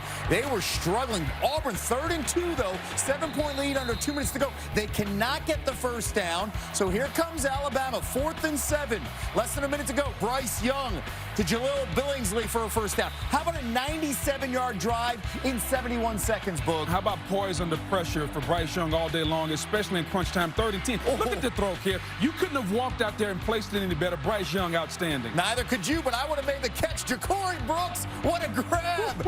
Auburn fans are stunned. We go into overtime. First OT in Iron Bowl history.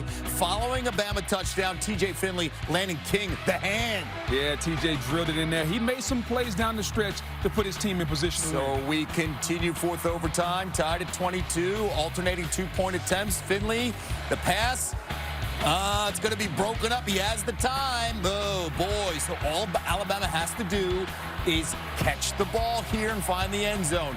Young, Heisman moment with the comeback to John Mechie. Heisman route also by John Mechie. Outstanding route. And maybe, just maybe, this was Bryce Young's moment. Alabama survives 24-22. Their playoff dreams still alive. That will set up strength versus strength in Atlanta next week. #1 Georgia in that defense up against the Bama offense. Well, it's something that Alabama's going to have to improve offensively. Their offense hasn't been good down the stretch, but the one thing we can count on all year long has been the Georgia defense. And if Bryce Young, Kev, talking about the Heisman, if he can go out and put up points and win this game against Georgia, that may be his Heisman moment. That would be the difference, Absolutely, right? yes. Considering how dominant Georgia's defense has been. Booger McFarland, Kevin Nagandi here. Speaking of dominant defense, we saw that from Michigan. Ohio State feeling really good of late with the offense.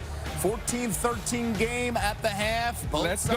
The rivalry. It's a snow globe type of feel in the big house. Blake Corum, healthy. This is what he can do, 55 yards. Love this play. Outside zone, put the left foot in the ground and get downhill. The Michigan offensive line was dominant all day long, Kev. Next play, Boog, and this is the difference with Michigan. They didn't mess around. Hassan Haskins followed that great block. Simple play. Counter OF, bring the tight end, bring the guard. Haskins, follow them, score. Haskins, 104 yards before contact in this one. We don't normally see something like this where Ohio State was frustrated. Haskins taking advantage, getting the touchdown. More from him in a moment. And then 3rd and 19, C.J. Stroud. C.J. Stroud extending the play. But, Kev, what about the catch by Jackson Smith in Jigba? We'll see him on Sunday one day. And then Stroud, same drive, 4th and 4, has to convert, and he does, to Smith and Jigba. So Ohio State still in this one. Travion Henderson up the middle. It's back to a one-score contest. It's the one thing I feel like Ohio State could have did a little bit more of is run the ball. They didn't, and it cost them in the end. Oh, how about this with Haskins? They got to seal the game. Give it the 25. This is the Hassan Haskins game. Kev, think about this. Michigan had 200 yards rushing before contact. That means the offensive line was outstanding, Kev. And the physicality, the identity of the Michigan Wolverines came through today. They were the more physical team. Haskins, 169 yards. First player to rush for 5 touchdowns against Ohio State. Harbaugh, you finally get the win. You know, my favorite saying of all time is where there's a will, there's a way. And the will was very strong with our team. And the way it feels now, it just feels like the beginning. You know, that's something that, we changed this offseason was really just, staring them in the face and not fearing them and addressing them always. Everything that we did in that offseason when it comes to training, when it comes to practicing, was to beat Ohio State. For the first time in 3,653 days, Michigan beats Ohio State. And look at all the streaks that come to an end. Michigan also clinching the Big Ten East with the dub. They'll advance to the conference title game for the first time. They're going to Indy.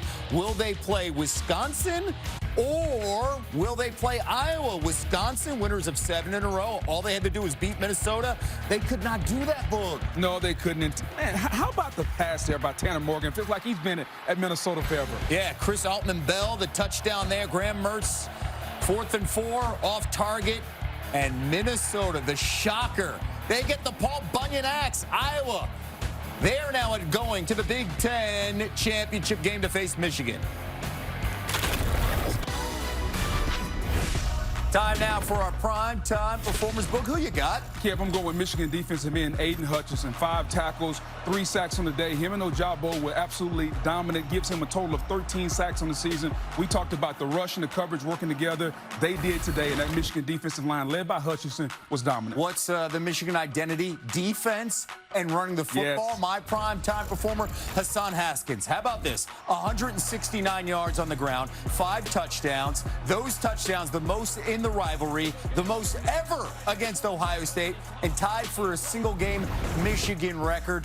42-27. Jim Harbaugh, we finally see Finally. that win against Ohio State and this team's identity. And with the win, hey, they make that jump potentially with the committee from number 5 to 2. We both agree, right? Yeah, I think Michigan goes all the way up to 2, and I think Georgia is a solid number 1, which in my mind leaves 6 teams for 3 spots. Georgia's 1, Bama, Cincinnati, Michigan, Oklahoma State, Notre Dame, and Oklahoma. They are vying for 3 spots left in the college football playoff. We will see, of course, how this game plays out in Stillwater, the Big 12 champ. Will we get a potential rematch? Maybe. Or Oklahoma State up against Baylor next week. The fun thing about this is Tuesday night, yes, it's going to be upside down once again. We know Georgia's number 1. Who else? Find out Tuesday night on ESPN with the playoff rankings show at 7 p.m. We're going to pretty much go with, even though the interception happened, we got to keep going with what we've been doing. So I think they're confident that they can move the ball against the Sooners defense. And here comes a return. Hesitation and a slip on the cut by Marcus Major, the running back. Fidel's fighting spirit moment, Kirk, how well the H-backs have played in this Oklahoma offense. Yeah, they're leading the Sooners in receptions, and he spread it around to Jeremiah Hall. Look at all that room to run. You think about the receivers trying to maybe get vertical, but instead we've seen Hall, we've seen Austin Stogner go up and make a play where he high points the ball up and over a defender who never locates the ball. Braden Willis also, nice job. It's a great throw, goes up away from the defender and able to come up with it. 3 touchdown passes for Caleb Williams in the first half. This is Brooks turning the corner. And let's get into Holly and see what she learned at halftime. Well, guys, talking to Lincoln Riley, he loves that H-back tight end matchup right now. He said, we've found some matchups, and they're in our favor. Oklahoma State hasn't adjusted yet, and they are going to keep hitting those. Jeremiah Hall, Austin Stogner, and others. Also, he said the better thing they've got to do against Spencer Sanders and that offense of Oklahoma State is contain the quarterback. He said, we're rushing the lanes, rushing past him. We've got to do a better job of containing him so he's not hurting us on those QB scrambles. That's good analysis from Riley. On second down, Williams back, pedals, scans, and now just scampers out of bounds at the 18-yard line. It'll be 3rd down. Lincoln Riley, he's got that little play sheet that a lot of the air raid coaches have. You see some of these coaches in the NFL and college. I mean, it's huge, right? Take a look at his play sheet. Pretty animated play caller for such a little sheet, He gets crazy over there trying to get the attention of Caleb Williams. I think he still likes the air raid label, though. He doesn't. No, he's not air raid. I'm saying when he came up as a player and then as an early assistant. No, he's definitely not an air raid coach at this point. It's part of the system, but not completely.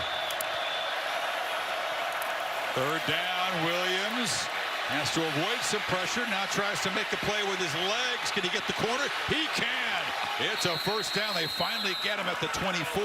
Harper, but they move the sticks. Well, let's give the offensive line a lot of credit here. You saw a little bit of pressure from Brock Morton on the left, where he gets down, he submarines the offensive tackle, Harrison. But other than that, he keeps this play alive, and then the athletic ability and the speed to pull away from Devin Harper. So good coverage downfield, but you better spy and be aware of Caleb Williams. As he can take it 65, 70 yards. That's right. Done it numerous times this year. Brooks on the delay.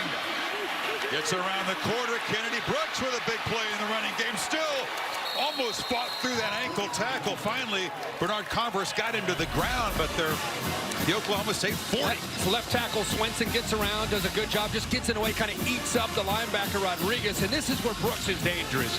Just a little hesitation, times up the counter play perfectly, and then gets north and south and gets downhill in a hurry and uses his speed and physicality at 215.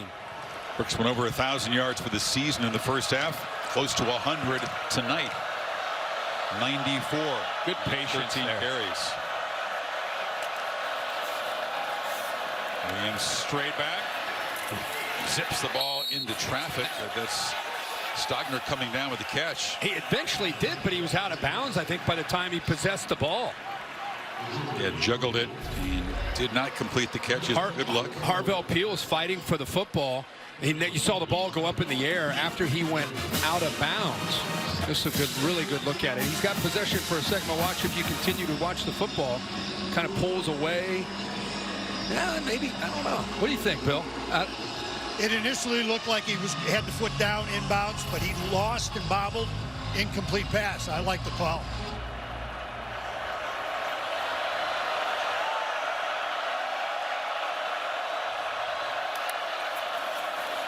Second and 10. Williams backpedals and just throws it away. All that pre-snap eye candy didn't fool the Cowboys, and Walter Scheid came on the pressure. Yeah, good recognition. Part of that defense sitting back, a little chirping, making sure everybody's on the same page here with Holmes and Hazelwood. All right, now third down. Remember, we saw him scramble on a previous third down. Do they spy here? They bring pressure. I would spy. You know, these backers, right now they're out in coverage, but somebody's got to come down and keep an eye on the quarterback.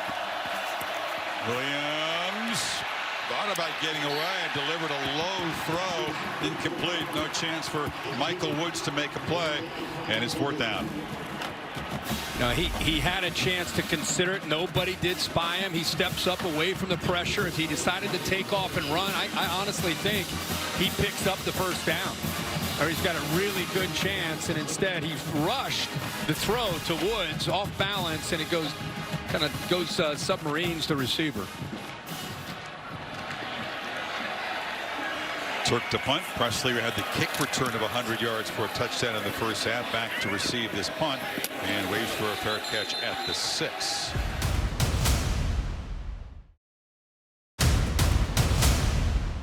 Can compete. So Sanders and the Pokes got to be careful. They're backed up at their 8-yard line in this tie ball game. And the ball comes out on the ground to fight for it at the goal line. No signal yet. Safety. Oklahoma State got the football back. Dominic Richardson may have recovered it, but Oklahoma takes the lead on the safety. Chris, this is why there's so much potential with Perion Winfrey, the nose guard defensive lineman for Oklahoma. Look at 8 right in the middle, get the push. Look at the power. And he just tackles the ball carrier before he even had the football. He tackles the lineman. He tackles the ball carrier. Everybody is going down, and the ball is loose. Looked like the Sooners would jump on it, but Wilson somehow comes up with it. There's the progressive pylon cam. Ball punched out right there. Oklahoma State very fortunate the Sooners didn't fall on it for a touchdown. Jalen Redmond, 31. I couldn't tell if he was close to being offsides or offsides. He got a quick get off on the football. I don't know if maybe he did not cross the line of scrimmage. That's Mike Gundy's saying the same thing with Jalen Redmond. It did look to the naked eye live that they had jumped off. Yeah. Let's take another look at it here. That's what they're fired up about. Watch right here. I don't know if he actually crossed. Bill, what do you think? He started to move, but I don't see him in the neutral zone at the snap, so Okay. I have him clean. It's the first lead for the Sooners tonight. Boy, what an enforcer there by Winfrey. And just as you said, be careful, deep in your own territory. Number 8 takes over. Watch his power. Bull rush. So turnovers for the Cowboys. The interception late in the first half. The fumble in their first series of the third quarter. Now they got to kick it back to Williams down by 2, and all of a sudden there is a hush in Boone Pickett Stadium.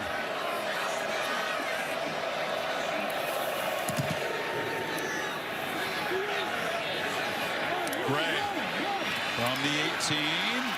Had a little crease and spins to the 40. Time for the Pokes defense to kind of earn their stripes here and live up to their reputation. Goodyear providing aerial coverage, making the plays that move you forward. Goodyear more driven. Yeah, I mean, Chris, the open of this broadcast, we put a defensive graphic up, and almost every category, whether it's third down defense or against the run or total defense, score points allowed, they're number 1 or 2 in the nation in almost every category. And tonight, it's not been the kind of defense we've seen all year. Now, the skill level and the competition has gone up, but this has been a very different vibe and feel from the Pokes defense. Brooks, yeah, they've been more vulnerable to the run tonight than they have all season long. Nobody's really been able to run the football on them. I mean, this defense is built to stop the run. They want to make you throw the ball. And then they want to get pressure. I mean, they lead the nation in sacks. They're just an aggressive attacking defense, and it's been Caleb Williams making the big plays through the air. Imagine there was a conversation in that defensive room about how to cope with the H-backs that you talked about. Williams pulls it, wanted to launch downfield, and now checks it down off the hands of Brooks. Long throw. He had some space there. Should have made the catch. So at defense, it's known for it being aggressive and sacks and tackles for a loss. Instead, they say, you know what? Let's play coverage. Let's let him sit back in the pocket. Let's give him time. Let's take away everything downfield, and let's make him check it down.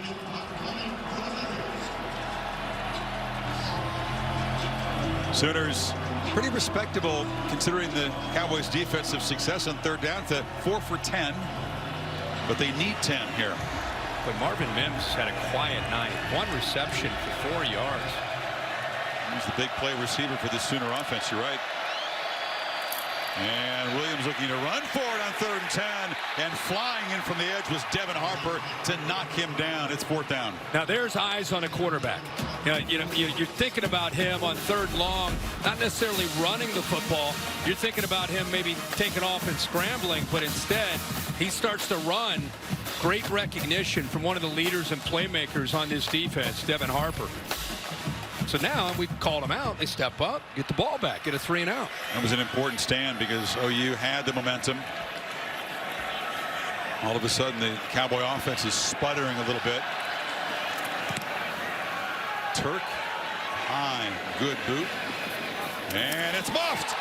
Ball rolling around in the end zone. Touchdown, Oklahoma.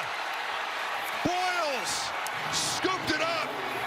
A special teams disaster for the Cowboys. The man who was the hero in the first half with a 100-yard kickoff return, Brennan Presley, makes a crucial mistake there. And watch him start to fall back on the football. He's got a defender coming down to hit him, the gunner, and instead of sitting underneath the ball, you watch him go back. Now he's inside the 10-yard line. At that point, it's always safer to just let that ball go, but tremendous hang time to allow the gunner to get down there, and a critical mistake there by Presley and the Oklahoma State special teams. At that point, if you're drifting back in that position of the field, better off just let it bounce and go in the end zone. What a turnaround. Safety.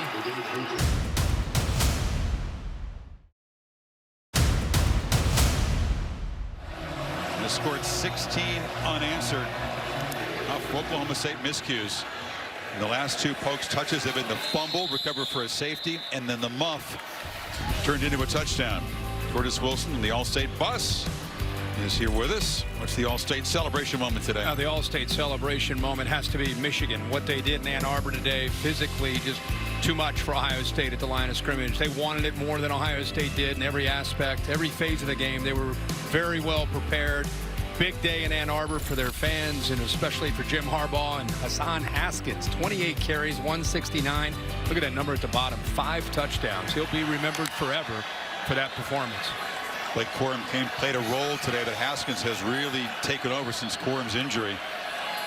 Michigan, Iowa for the Big Ten championship. Now it's Winfrey storming in, and that time he's going to get the flag he wanted. He got excited about it the last play. Last time he was out there. I tell you what, man, he's providing a little bit of energy before, during TV timeouts for this defense, but here he just gets an early start. Prior to the snap, offside, defense, unabated to the quarterback. Number 8, 5-yard penalty, still 1st down. Down to Holly.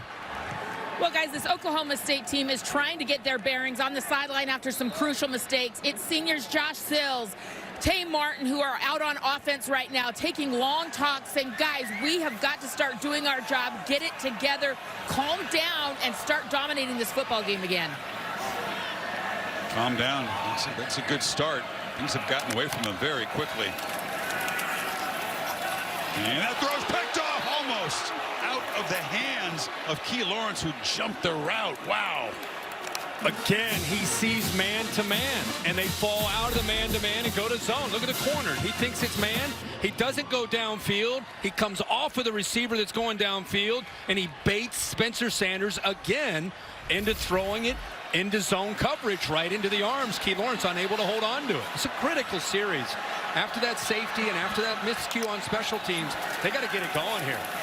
Sanders trying to buy some time and slings it, and the catch is made by Martin, one of those seniors Ollie was talking about. He's new to this program. Chris, watch seven slip out of the backfield. Benito takes him away, actually runs into the defender, but he's still there. That's where Sanders wanted to go. I thought he was going to give up on the play, but he doesn't. Sanders with the keeper there. 4-yard gain before Asamoah got him to the ground, and now tempers flaring. They got locked up on the tackle. Asamoah and Sanders, he kind of stepped on top of him, over top of him, and Sanders didn't care for it. It's after the tackle. He kind of tries to get up, but he steps over top of him and gives him that. Yeah, actually elevated him off the turf. Look out, Warren busts free, and that's the spark that Cowboys offense needs. Washington got him to the ground, but inside the 35. And he gets downhill. That's what Oklahoma State loves to see from Jaylen Warren. 5'8", 215, low center of gravity. We've seen him bouncing it that time right into the guts and the teeth. 24-yard gain. He motions out now, and a pitch into the slot receiver Blaine Green, and the freshman near the marker at the 25. This is what we really saw more of Oklahoma State in the first half. Not only success moving the ball, but going very, very fast and affecting Oklahoma's ability to just get lined up. 2nd and 1. And Warren dropped behind the line. Quick penetration that time off the edge by Ethan Downs, a true freshman. Ethan Downs goes right around Birmingham, the left tackle. To the far left, goes outside and uses his hands and quickness to go underneath him. Right there, little swim move, uses his quickness and athletic ability. Pretty impressive from the freshman, true freshman. Backup getting a chance to make a play, and it sets up 3rd and 4.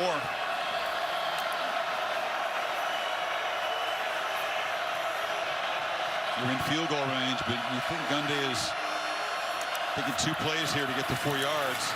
And it's Warren inside. He will not get there. Tackled at the 27. They'll need about 3 on 4th down. Coe and Downs again combining. They're rotating a lot of different bodies up there. You're going to send out the field goal team, Kirk. I think if he'd gotten positive yardage, if it was 4th and shorter, just a field goal here to try to get back within 6. Stop the bleeding, get some points on the board.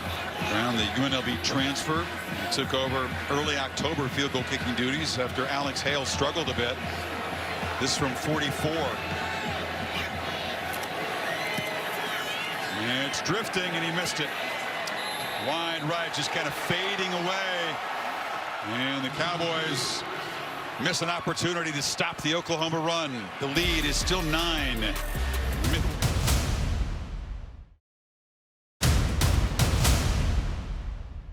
Told her go before the other 2 even took off. Miscarriage of justice here. Brooks knocked down after a 3-yard gain.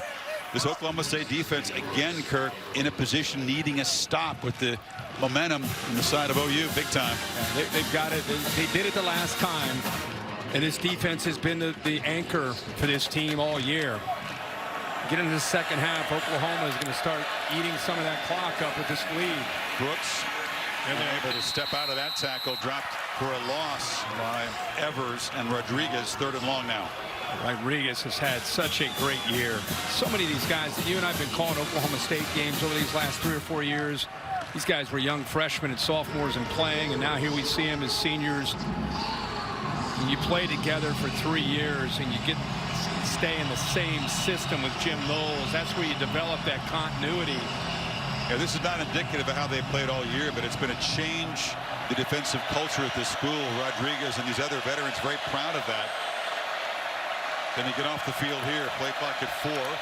Williams steps up against pressure and tries to escape. Lost the football. A scramble for it. And the Cowboys have it.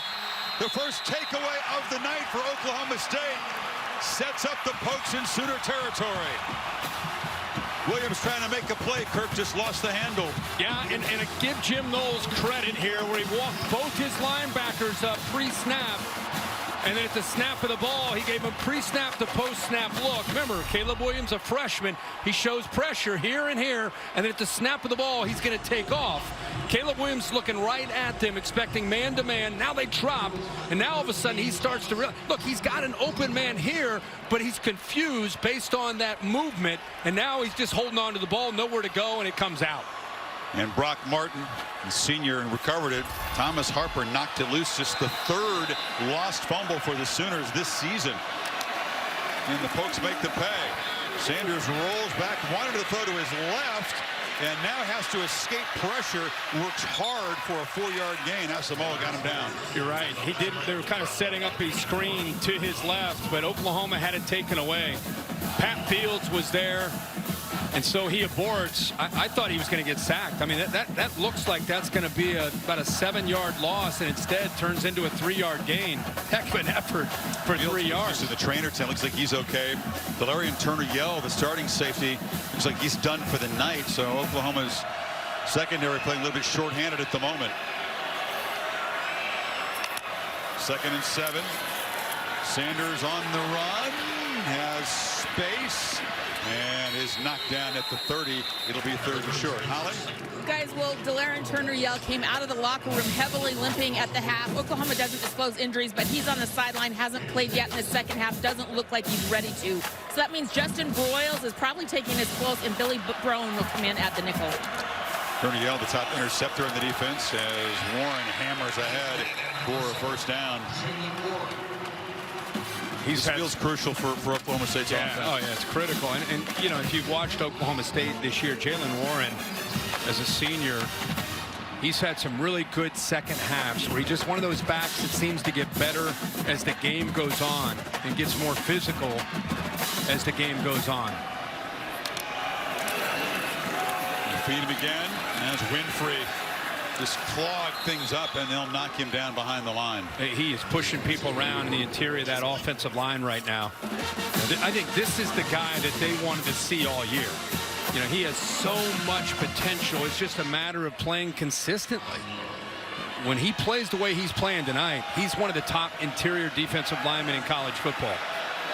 He says he's capable of playing with a lot of energy. He can take games over, as he's doing tonight. Comes from Illinois. Didn't grow up watching this rivalry, but he wants to go out perfect against the Cowboys. Sanders, again, early pressure. They are coming after him. He's having a fight to escape. Avoids the loss. Well, Panito came. I thought it was almost offsides right here. I mean, he got a heck of a jump, and it forces Sanders to have to come off the play. But again, the mobility and the athletic ability gives it a chance. The crowd's reacting to that. I think he just got off so quick that it looked like it was offsides, but it wasn't. Just the 6th third down for the Cowboys tonight. They're just 1 of 5. They need 7 here. Again, it feels so important to cash in that rare takeaway. Last check of the sidelines. Play clock at 4. Gotta hurry. They just get it off, and Sanders delivers into traffic, knocked in the air, and intercepted by Washington. His second pick tonight. That is a disastrous play. There's a flag after the pick. Washington will be penalized for taunting. But he's got 2 picks tonight.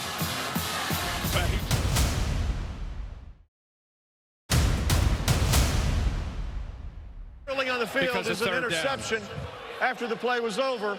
Unsportsmanlike conduct. Defense number 0. That foul penalty will be half the distance to the goal. First down, Oklahoma. This is number 0's first unsportsmanlike foul of the game. Looks like Billy Bowman was in there, Kirk, defending the pass. Look how tight this throw is. I mean, he's got a throwing window right here. But it's going to be tight. I mean, that's a really tight throw. You can see Bowman gets his hand on it. That's what knocks it up in the air. And I think he felt like he needed to make a play there on 3rd and 7. True freshman Bowman gets a hand on it, goes up in the air. Washington comes up with a pick. in another series where Oklahoma State doesn't come away with any points. Yeah, this is Washington. Yeah, there's the taunting right there. That's Warren, no. But a guy didn't have a pick this year. He's missed 8 games. He's hardly played. When he's healthy, it's a different secondary for Oklahoma. Brooks from the 4, wrestled down, and another missed opportunity for Oklahoma State. Plus territory the last 2 series, and this Oklahoma State defense, we keep saying, can they do it again? You know, the last 2 times they have. They came up with a turnover the previous drive. They got a 3 and out. Now they've got Oklahoma pinned. Can they do it? And they're going to have to keep battling here on this side of the ball to get Sanders the ball back.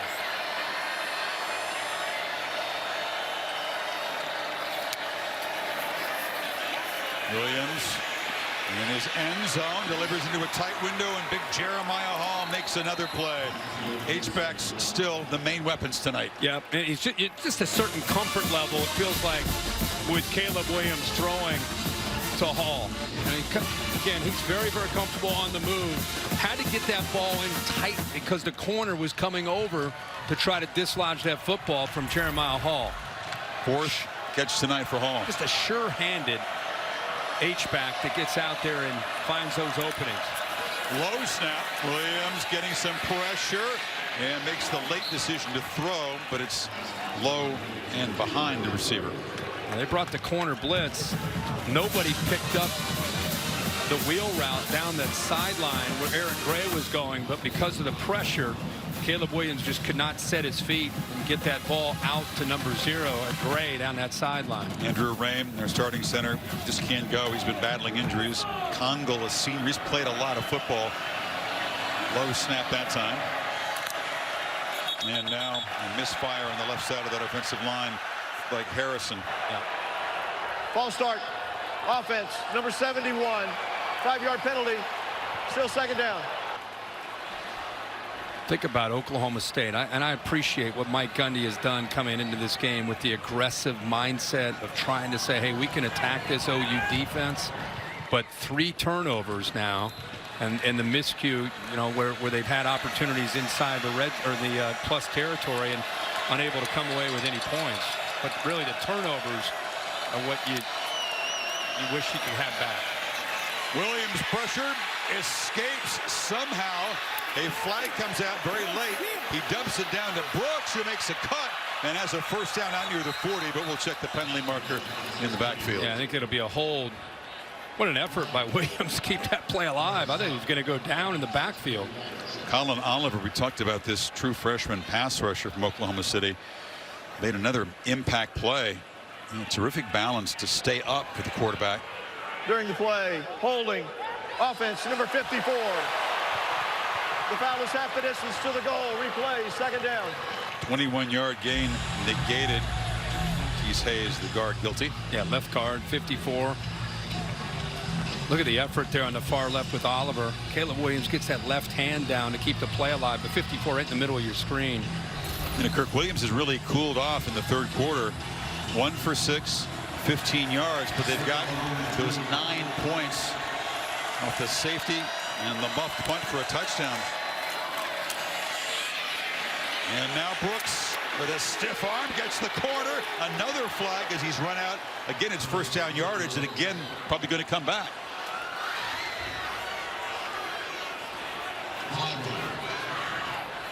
Marker on the far side of the 28-yard line. Well, that was well designed in the interior. Mario Williams, the receiver, was blocking on the edge. During the run, personal foul, face mask on the offense, number 4. The penalty is half the distance to the goal from the spot of the foul, and will replay second down. Watch the block here by the left tackle Harrison. Watch the guards get up to the second level. I mean, that's perfect execution. And then there's 4 right there. Just grabs on with his right hand onto the face mask and pulls down on Corey Black. But penalties just killing Oklahoma. But boy, I mean, that's Oklahoma running the football right there. Hat on a hat, giving Brooks enough room, but then it's negated with the penalty there by the receiver. Yeah, 2 major penalties in this series. Now it's 2nd and 18 back inside the 15-yard line. They bring pressure again. Williams is set back at the 4. Malcolm Rodriguez, like a missile, got after the quarterback. Nobody came down to take him away. The right guard, Murray, stays out wide. Watch the right side of the offensive line. Nobody collapses down. It's an easy shot. You can see the speed of Rodriguez. But you would have thought the guard would have stepped down to protect the inside for the quarterback. But now they're back where they started. Back on the inside, right around the 5-yard line in 3rd and forever. Already broken the school record for sacks in a season.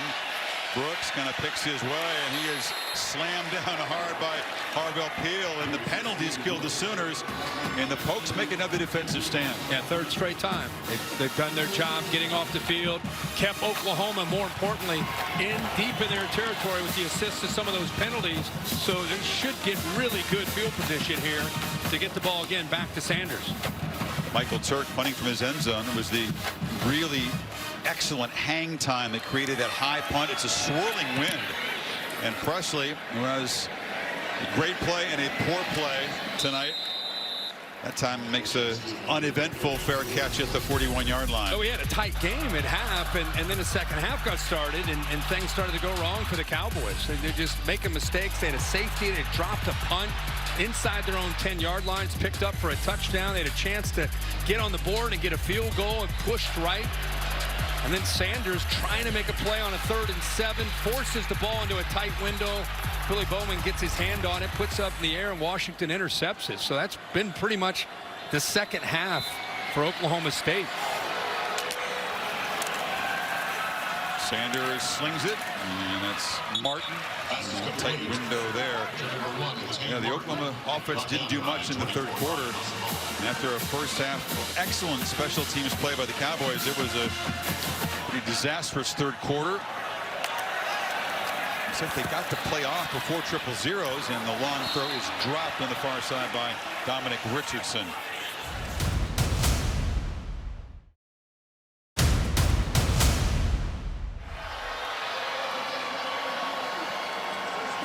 Here we go, final quarter.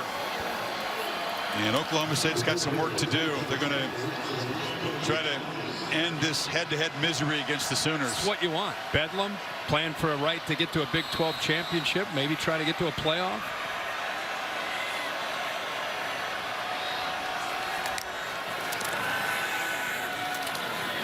Catch made, far side, Green. And Struikirk, it's not just bragging rights, it's not all the personal stuff, it's not just to dictate your opponent next week, it's to basically stay alive for the CFP, and some things broke pretty well for Oklahoma State earlier today. It's an opportunity that doesn't come around very often for this program. And you know there's more chaos coming next weekend as well. Play action, Sanders loops it downfield, diving play out of bounds.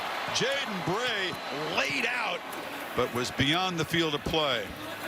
Boy, what a heck of an effort by the freshman. 6'2", 187 pounds.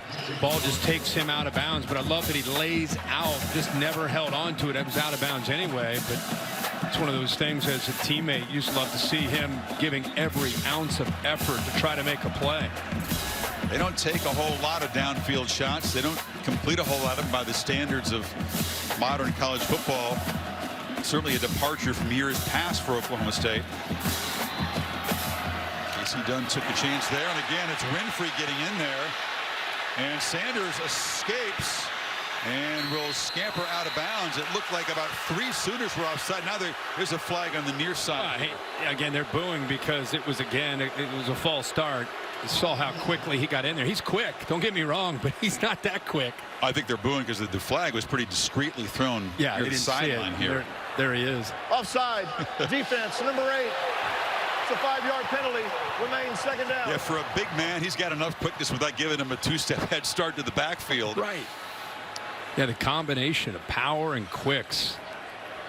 Penalties, Kirk, really piling up now. 9 for Oklahoma. Here's Oklahoma State in plus territory again. Yep, exactly. Again, but can they cash in?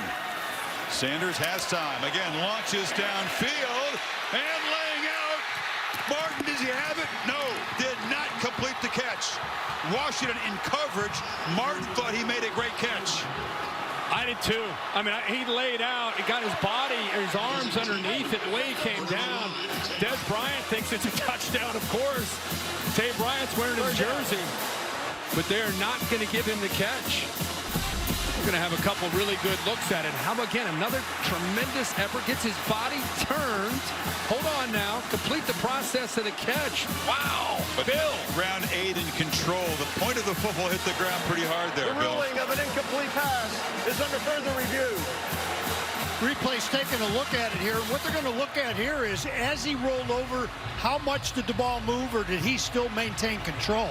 Let's just say, for argument's sake, the initial part, when the ball hits the ground, that they'll rule that it did not affect the catch. Does he have the ball long enough? Bill, does he have it long enough before Washington eventually knocks it away? He's hitting the ground with his knee.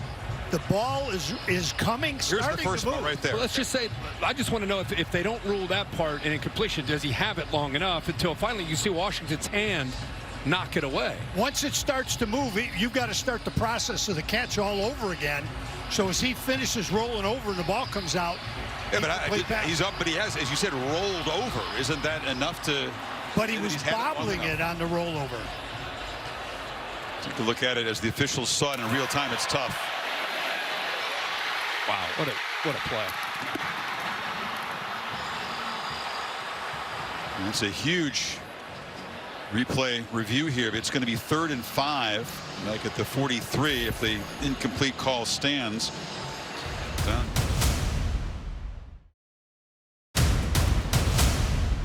Close. Call on the field of incomplete means there's got to be indisputable evidence to turn it over, though. Was there enough? As you said, Bill, it's a 2-part review here, right? Does he control the ball well enough without the ground aiding, and then does he have it long enough? Yeah, and when he rolls over on his back, I see it After loose. reviewing the play, the ruling of an incomplete pass stands. So they didn't say confirmed, they said stands. And then a water bottle was thrown from the Oklahoma State huddle. It flew up in the air. I think it hit our spider cam on the wire. It's going to be returned to the Oklahoma State sideline. Well, now you got to regroup. You know, if you're Oklahoma State, go back to that 3rd and 5. A couple of bottles have been thrown on the field. That's down away from the team. So 3rd and 5 here. Once again, Oklahoma State threatening but needing to cash in on these opportunities. Down 9. Just a start here in the 4th quarter. Sanders' legs, ability to run option, ability to scramble, always in play here.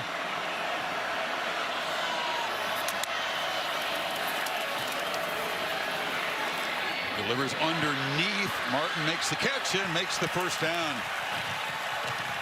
Nice job after the catch. Key Lawrence was in position to keep him well short of that first down, but Martin frustrated maybe after that last drop where he didn't get the touchdown. He caught that football. He knew exactly where he needed to go for the first. And they try to get it to him again. You know, Martin's an interesting story. He's a guy that's been through a lot in his life. Lost his mom in high school. She died of a heart attack. Went up to play for Mike Leach at Washington State. Remember, the program is undergoing some tragedies. There were the death of 2 players, including 1 player who took his own life. And Martin was his roommate, not at the time of that tragedy, but before. So in order to be closer to his daughter, who's in Louisiana, he's come back to Stillwater to play out his college career and has had a huge impact on this offense this season and tonight as well. 6 catches. Option look. Sanders keeps it, makes a cut. First down, still running. Spencer Sanders all the way to the house. A crucial touchdown for Oklahoma State to fight back. 37 yards. You know, you get late in a game, in a rivalry game, this is where your playmakers and your veterans have to emerge and make a play. And that's what Sanders did here. Nice job of stretching the option and then using those blocks and finding the crease. And then how about how he got off of the would-be tackler and then accelerated those last 15 yards to the end zone. Very gifted. And the lead is now sliced to 2. Look at the energy there from Sanders. They're right back in this game. Watch this play stretch. It's almost like an outside zone. Watch him use those linemen. Let them push those defenders to the sideline, and that's what I love. Comes off the tackle and accelerates to the end zone. That's vintage Oklahoma style, right? That keeper option touchdown. 2-point.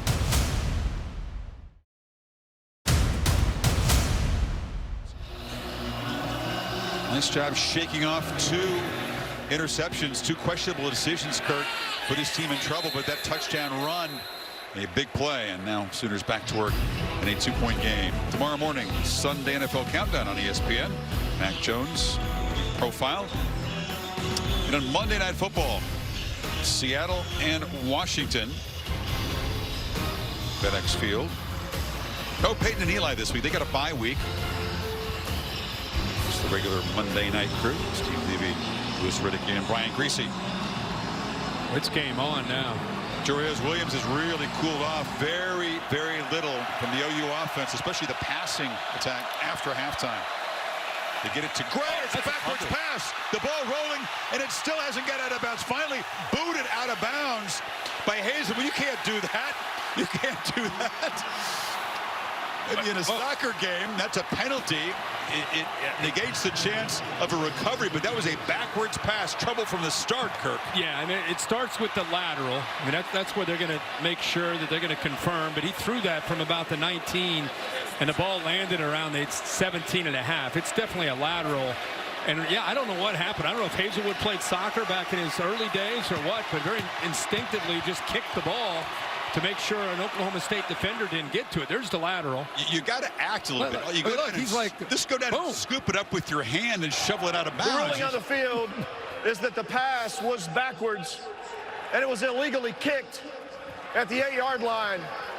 The penalty is half the distance to the goal. I mean, Chris The Felica down counts. Second would down. appreciate his soccer. You just got to tap in for an easy goal. Yeah, at least the wrong sport.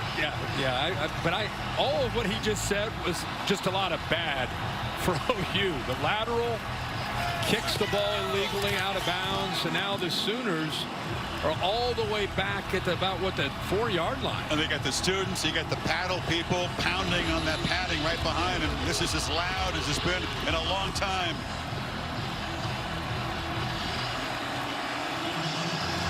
Second and 31. Yeah, lost it down.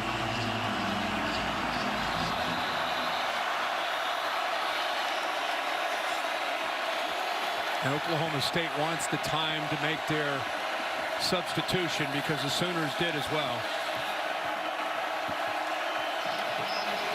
This is a challenge for the poise of Williams right now. He's got the football. And tries to create some space. He's going to be dragged down on the edge. A flag is down again. That's going to be another tackle. It's going to be another hold. Penalties have been enormously damaging to this Oklahoma offense here in the second half. Yeah, he's looking over like, do you want to decline this because it's still going to be third and forever. Holding. Offense, number 54. Penalties declined. Yeah, smart. Result of the play brings up third down. Smart by Mike Gundy. Yeah, balls at the 12. They got to get all the way to the 35-yard line to avoid punting here. Yeah, I think it was Marquise Hayes, 54, on the far right of your screen. Again, grabbing on the outside of those shoulder pads in jersey. Keep talking about how talented Caleb Williams is. We just want to remind everybody, kid's a true freshman in this environment. Good point. And now a flinch. Sooners going backwards. Offense, number 52. 5-yard penalty. Still third down. It's not just the quarterback. It's even a seasoned offensive line can get rattled in this environment. Oklahoma State trying to build in this momentum shift here. Hey, man, I saw it today. I was standing on the sideline in the big house with Ohio State and Michigan. Those offensive tackles from Ohio State. You're out there on an island. Can't really hear what's happening with that clap. It makes you flinch. Makes you guess a little bit. Makes you uncomfortable. Oklahoma, 8 penalties in the first 17 minutes of the second half. place has come alive here, Chris. Brooks. Throttled. Oklahoma will punt. And now a flag after the play. If there's a dead ball penalty against Oklahoma State, that would be crucial. I think it is. I think it's going to be on Devin Harper, 16, one of the leaders of this defense. Gave an extra push to Kennedy Brooks that forced him down to fall on his backside. Well after the whistle. Automatic first down. Dead ball, automatic first down. If that's what the call is. That's such a part of rivalry week 2, Kirky. This place is juiced up. You know the history between these teams. These fans rabid, Oklahoma rattled, and a mental mistake like that is going to give the Sooners a fresh set of downs. And they're going to get some space, not backed up against the goal line anymore. Well, that is a watch 16. The push right there. There is no foul for unnecessary roughness. It is 4th down. Wow. Upon further review, Bill, they have picked that flag up. That is a huge judgment. That push was totally unnecessary. Bill, this is well after the whistle. Yeah. They're blowing the whistle now. It's done. The play's over, and then this extra bang right there. 16 got away with one. How did they? How does that happen when they throw the flag and then they get together? What would they say to say, oh no? If I had the flag, I'd stick by it and dig my feet in and say no. This is totally unnecessary. Right by you, right by the referee. Riley, for the umpteenth time tonight, is livid. Turk backed up, delivers a deep punt, and Presley has to backpedal all the way to the.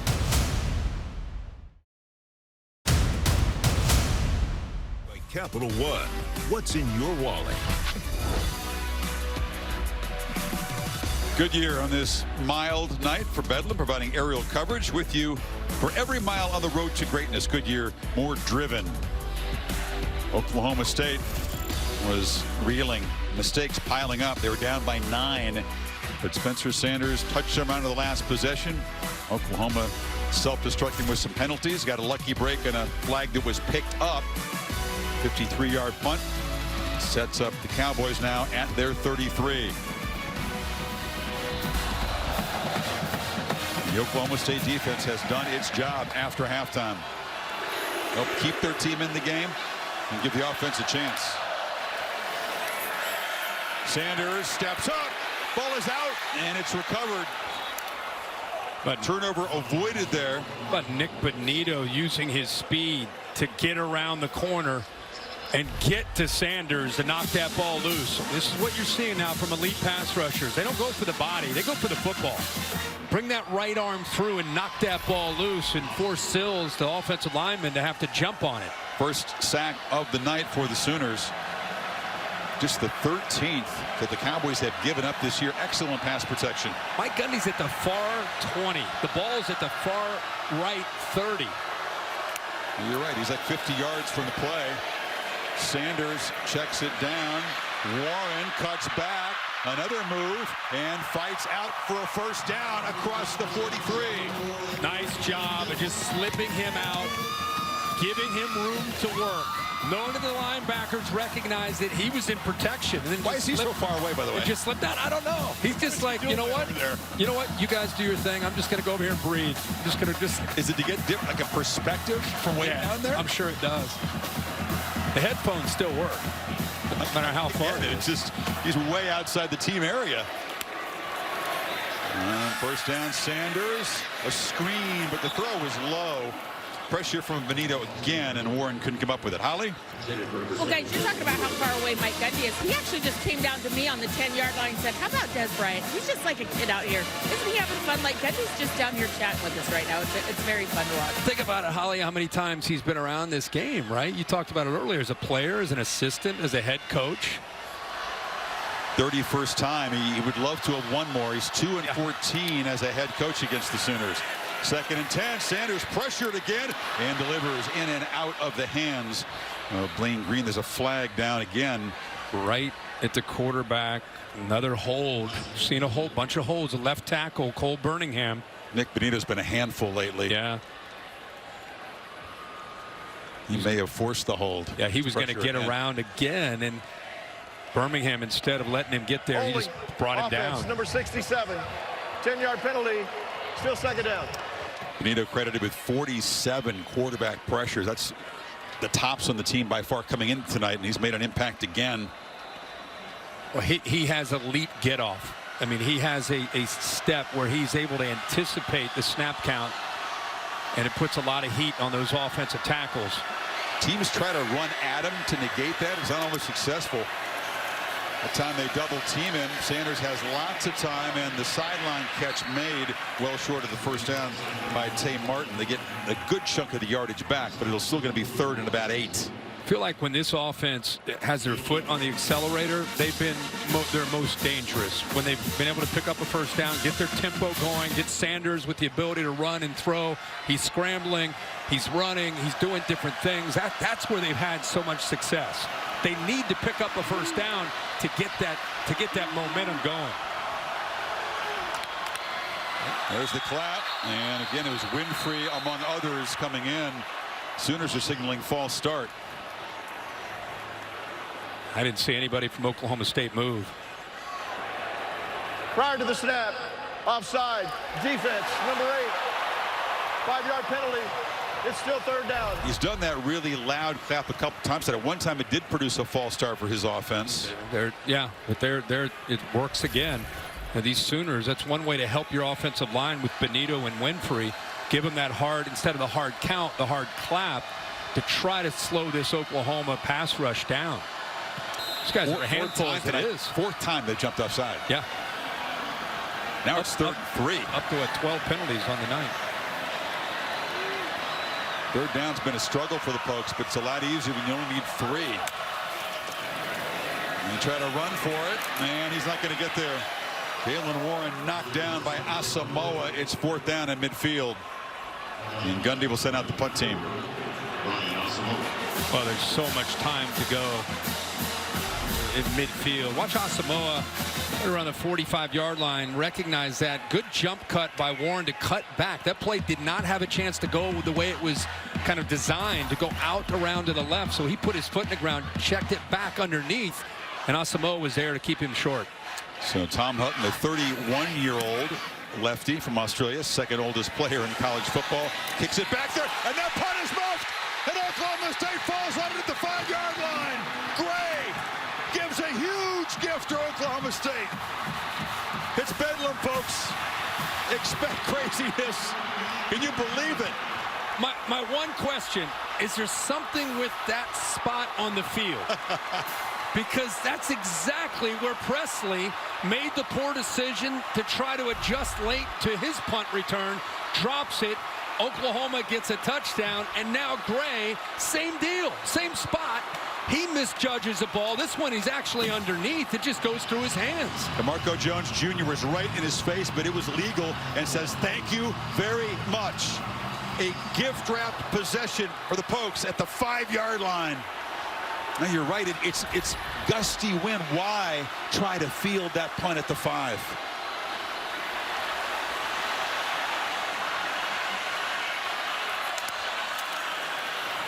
Warren. No, it's Sanders and the keeper wrestled down.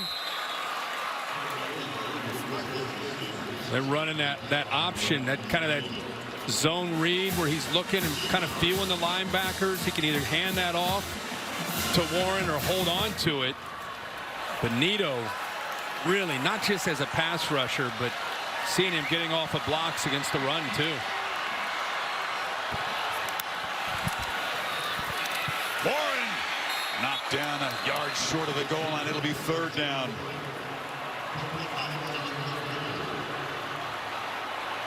Cowboys running with tempo here at the goal line. Trying to catch the Sooner defense flat-footed.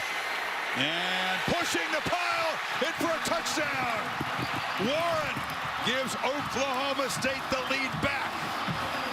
A 5-yard drive after Gray's muff. That was a heck of a collision on a short touchdown run. Oklahoma defended it pretty well. Deshaun White, the linebacker, 23, was there at the point of attack.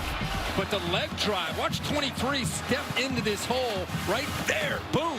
And then there's the leg drive of Warren to get it in. 4-point lead. You got to go for 2. So the Cowboys trying to stretch this to a 6-point game inside of 9 minutes to play. Gundy making the run down. Sanders rolling and will keep it, and the try is no good. Took a look at the end zone like he was going to throw, then tucked the ball to the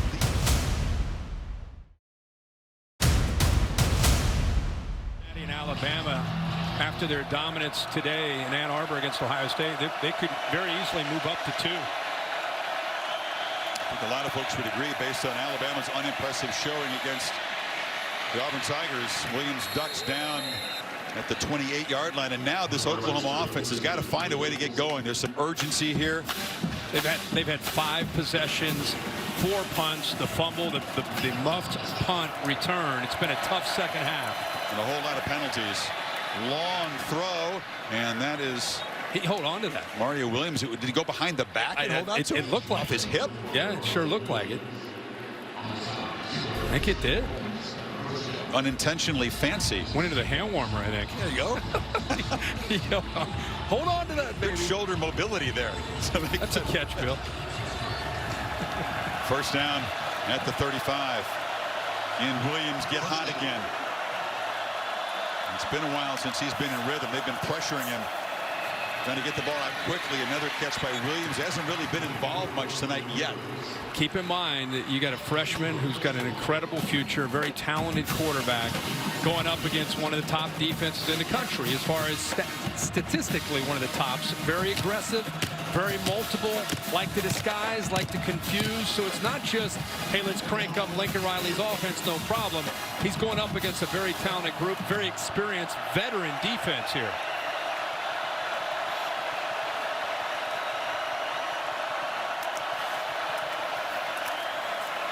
Quick throw, and once again, Williams, the intended receiver. That's incomplete.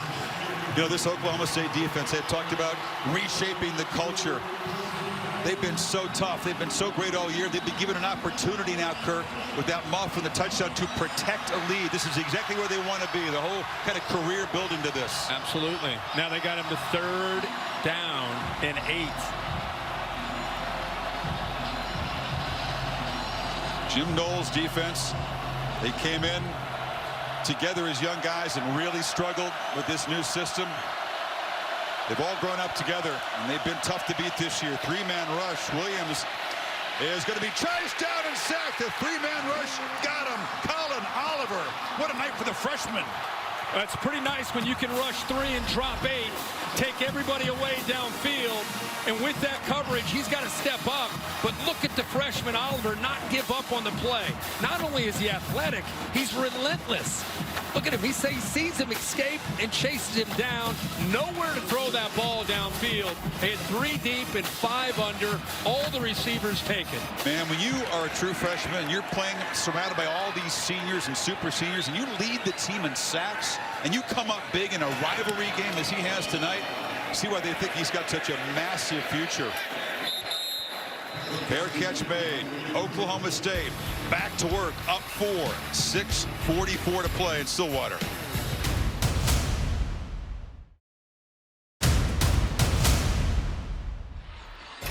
Kirk, what a turnaround for this Oklahoma State defense after halftime. Incredible. Got the strength of this team, got him back in the game. Oklahoma has had 6 offensive possessions, 5 punts, and 1 fumble.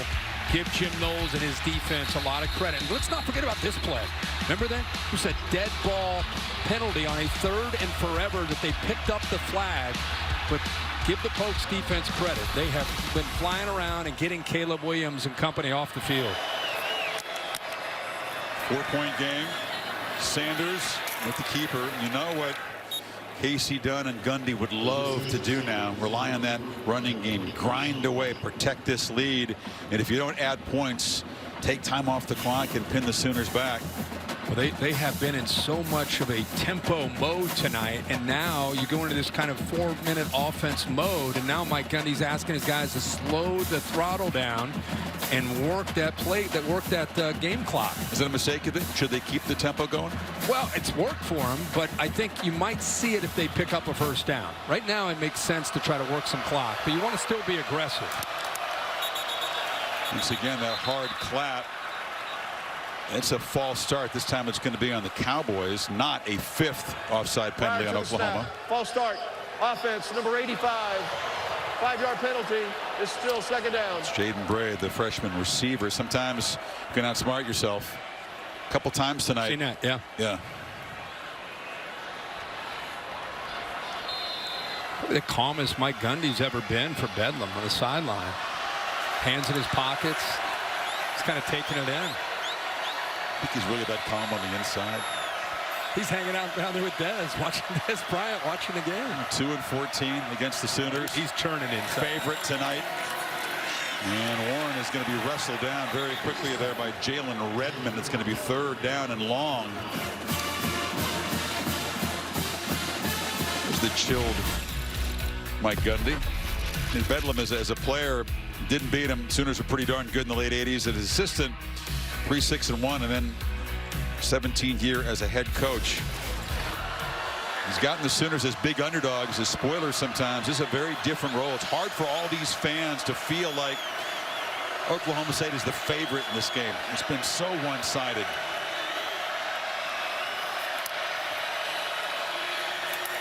And a short throw complete to Green, who's tackled at the 20. He stays in bounds, but here comes the punt team. Asamoah got him down. Just think about what Mike Gundy's doing here. I mean, how many times has he taken his team to the Big 12 championship game? 0. That's what I'm saying. Yep. So he's taken them already. Right. But think about what could be at stake if he holds on here these last 4.5 minutes. Did win the conference championship in 2011 before there was the championship game. Mims is back as a punt returner. Hutton. It's a boot that drives him back to the 34, and he'll just scoot out of bounds. And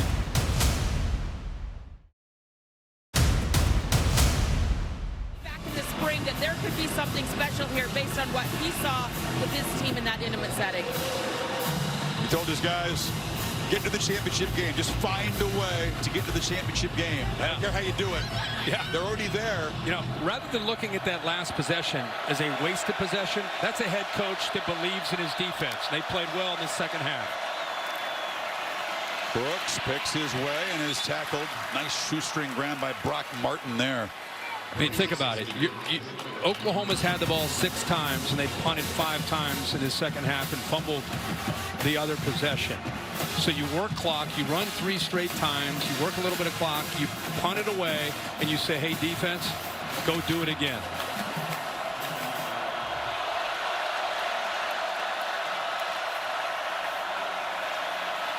Williams backpedals and delivers a throw right at the 50-yard line. Woods goes down, makes the catch, and they move the sticks. Caleb's looking to his left. I thought he might go to Jeremiah Hall. Instead, he comes all the way back to his right and just kind of flips that ball in a heck of an effort by Michael Woods. He's kind of pointing out, showing Christian Holmes, we got him manned up here. Now think about it. His quarterback's going from his left, comes all the way back to his right, and they pick up the first. Good protection again, ball out very quickly. They're trying to negate that pass rush. Kirk Williams has been getting the ball out so fast lately. Yeah, he gets it out quick here, and he had really soft coverage at the bottom there with Woods. The corner that time about 10 yards off the line of scrimmage. Oklahoma State's thinking, hey, it's not just a field goal. They got to get in the end zone. 3-man rush. Now they close in on Williams, who throws it over the middle in traffic, tried to get the ball to Hall, and that was Malcolm Rodriguez says, I've got my eye on the H-back now. How much damage done in the first half. A lot of damage. Great play by the leader of that defense. Look at the tension. I mean, these folks are so anxious. It's been so many years of misery. It's been so lopsided. Many feel like this is their chance. Now they have a defense to handle the Sooners. That defense has got to get another stop here. I love seeing Caleb Williams' face as a young freshman out there competing, communicating with his receivers, offensive line, looking over to Lincoln Riley, getting everybody on the same page. Play clock winding down. They just get it off on 3rd and 4. And that is the catch made by Stogner. Another play made by the H-backs. Another first down. And again, works left, comes back to where he has one receiver. Watch his eyes. Left to the three receivers, comes back. Patience, tight window. Good job by Stogner working back to his quarterback. Great execution, great play by the freshman.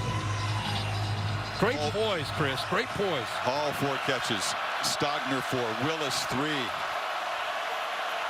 Stogner and Willis with touchdowns tonight from that position. Inside of 2.5. Brooks. Small crease. Knocked down at the 34. Picked up 5. Time really not an issue in this Lincoln Riley offense with 2 minutes to go in this game. Smart to mix in a run. You don't want to be one-dimensional. Let this defense just lock in on these receivers. Have all 3 of your timeouts. Need a touchdown. Would like to do that and not leave the Pokes much time. Snap comes. Williams wasn't ready for it. He was lucky that it bounced off his hand and he just chucks it away. Chris, wow. He's communicating with the receivers. He actually steps up to his right and the ball gets snapped. He's looking to his right. He takes a step. Ball snapped. That's where the athletic ability, and there again, the poise. He doesn't panic there. But, boy, just a miscommunication that time. That was good reflexes. Yeah. If that ball gets past him, it's a disastrous He did that loss. in the Cotton Bowl against Texas. Threw a touchdown pass. It's 3rd down again.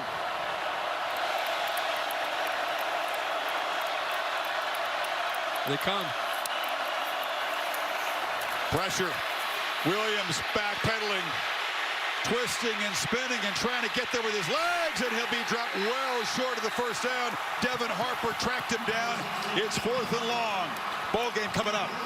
He brought pressure from his left. Look at the snap low. That affected things. Now he's got to step up. This is just him improvising, trying to find somebody downfield. Nobody there, and he can't quite get to the corner. Good job by the defense by Oklahoma State. Here we go. The Pokes defense needing a stop to bleed out the last minute and a half. Got to hurry. Don't want to spend a timeout on this play. Williams trying to create. Spins free. Still alive. We'll try to run for it. Won't get there. Devin Harper tracked him down. Pokes take over. 1:16 to play.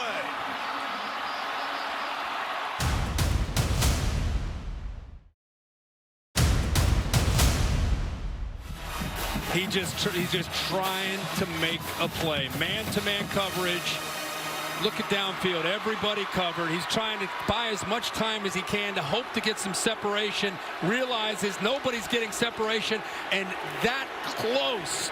You can see the first down. He needed another 5 yards, and he had it, but Harper makes the play in the open field. That was a great look, Kirk. That was spectacular defense. They covered everybody and contained the quarterback in the end and eventually got him to the ground.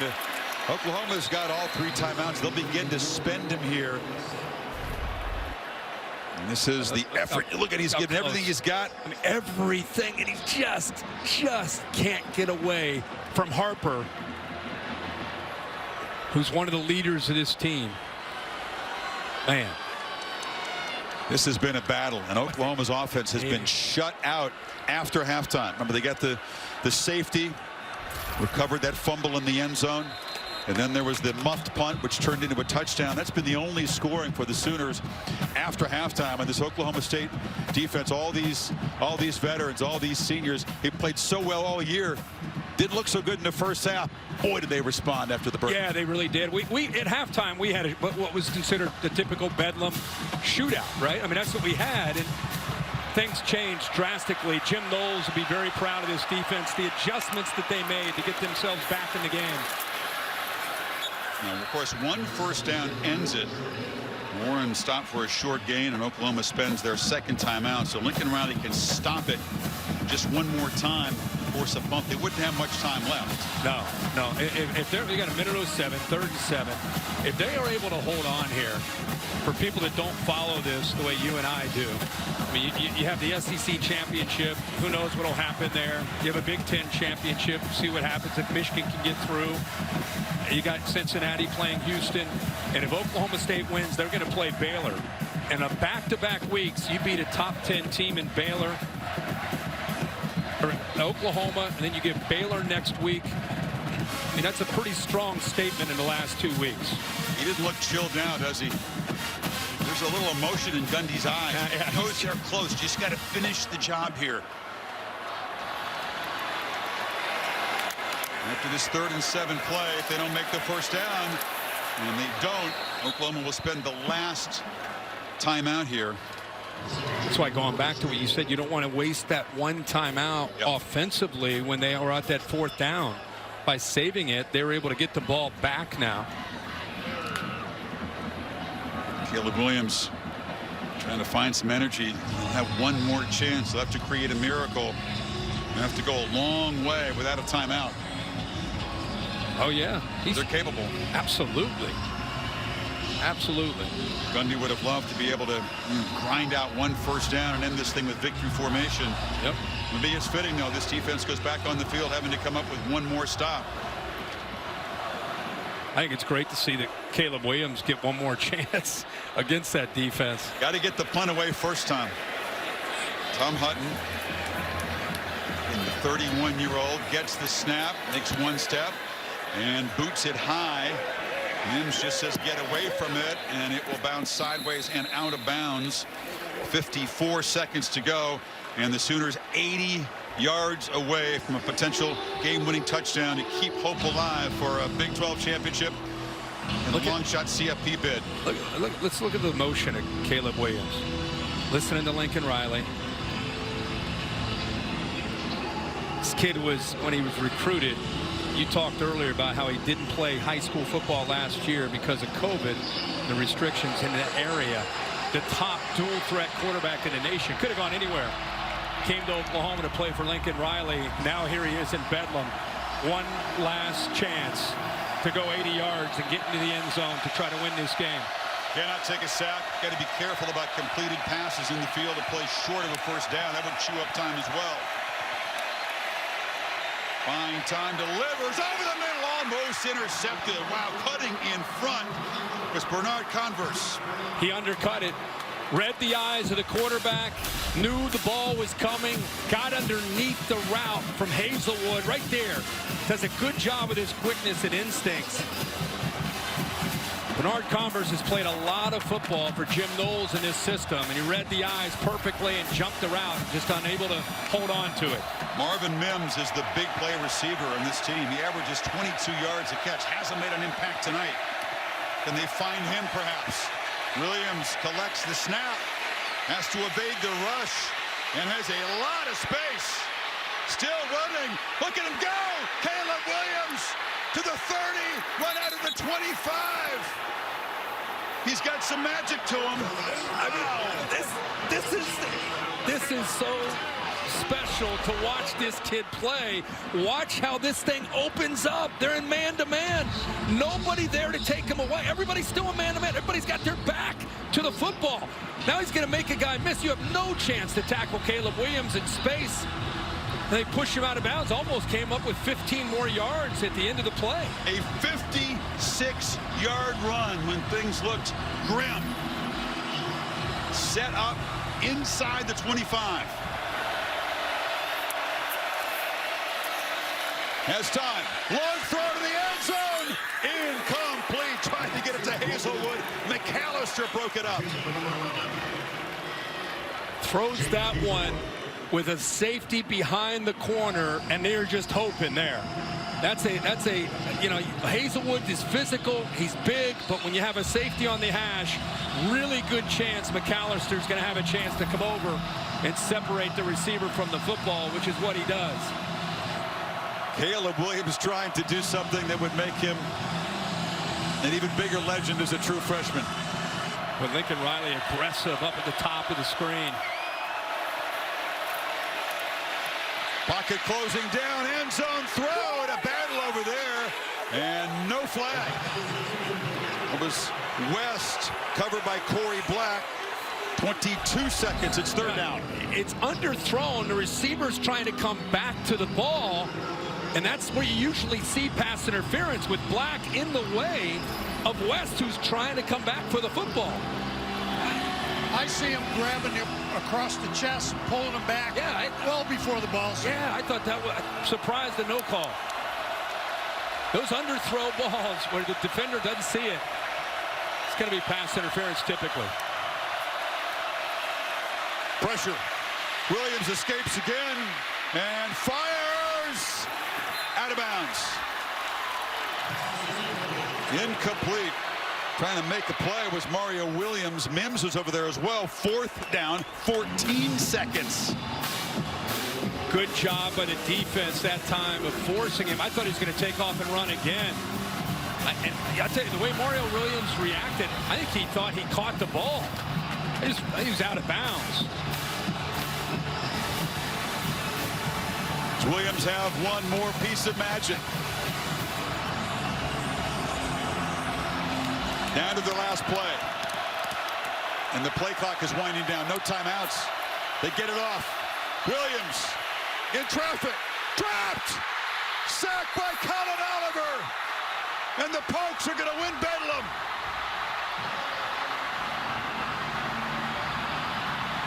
Fitting that the defense punctuates this victory, Kirk.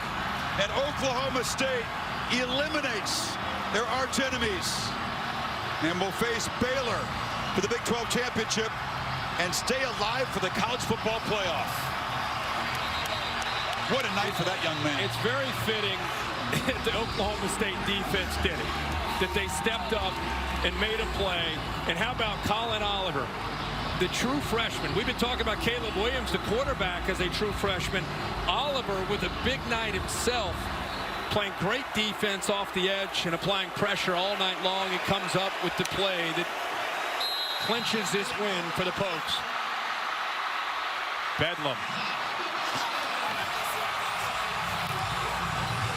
First win in 7 years. One of the sweetest ever. Who knows whether this series will survive the move by Oklahoma to the SEC. Gundy has his doubts. He says this might be the last Bedlam played in this place. If it is, it's a sweet one for him. He shook hands with his hat on. Look at that. Man, he gave everything. That? A 56-yard run to put them in position to take shots at the end zone. Yeah, and let's go back and look at that play where I said Mario Williams reacted in a way that he thought he had a chance to try. Look at this throw, by the way, on a line to the back corner to Thor. Oh, he's just out of bounds. And then here's the play. Look at the top of your screen, the freshman with the crawling on all fours to get to Caleb Williams. And that was how fitting is that's the final play. Crawling on all fours, and he comes up with a sack. If that doesn't say everything about this defense and what this means, here's a guy who's brand new to this. He's in high school a year ago. He's out here with all these veterans, mentored by them, and Colin Oliver on his hands and knees crawls after the quarterback and makes the play to get him to the ground. Malcolm Rodriguez, the senior, the heartbeat of this defense, is with Holly. Malcolm, so many shots at the end zone right there for Oklahoma. How did this defense come up time and time again in that moment? Man, we knew they were going to take shots, and Coach Nolan said, just keep punching, man, keep punching. Got out the quarterback a little bit. He was scrambling. He's a good scrambler. So we just wanted to keep getting after him, making him move with his feet. There were a lot of mistakes in this game. How did the defense overcome those to really shut them down offensively in the second half? We knew we knew we're the best defense, so we just knew that we just got to go out there and punch and just keep fighting, man. Just do our thing, relax, and just be us. You're from a tiny town in Oklahoma, Wagner. Not a lot of schools wanted you, Malcolm. How have you come in here and become the heart and soul of this defense that is on their way to a Big 12 championship game? It's just that hard work paying off, man. Just, believing in myself, coaches believe in me, teammates believe in me. I mean, we're just a close group, this team is. So, I mean, just all the hard work we put in. Thank you so much. Thank you. Absolutely. And Sanders shook off a couple of mistakes, had that big touchdown run, which was enormous. There were a lot of mistakes in this game. There's been plenty of controversy. Fans on both sides, especially on the losing side, would complain about the officiating. It looks on paper, Kirk, when you look at the score, like another shootout. It wasn't.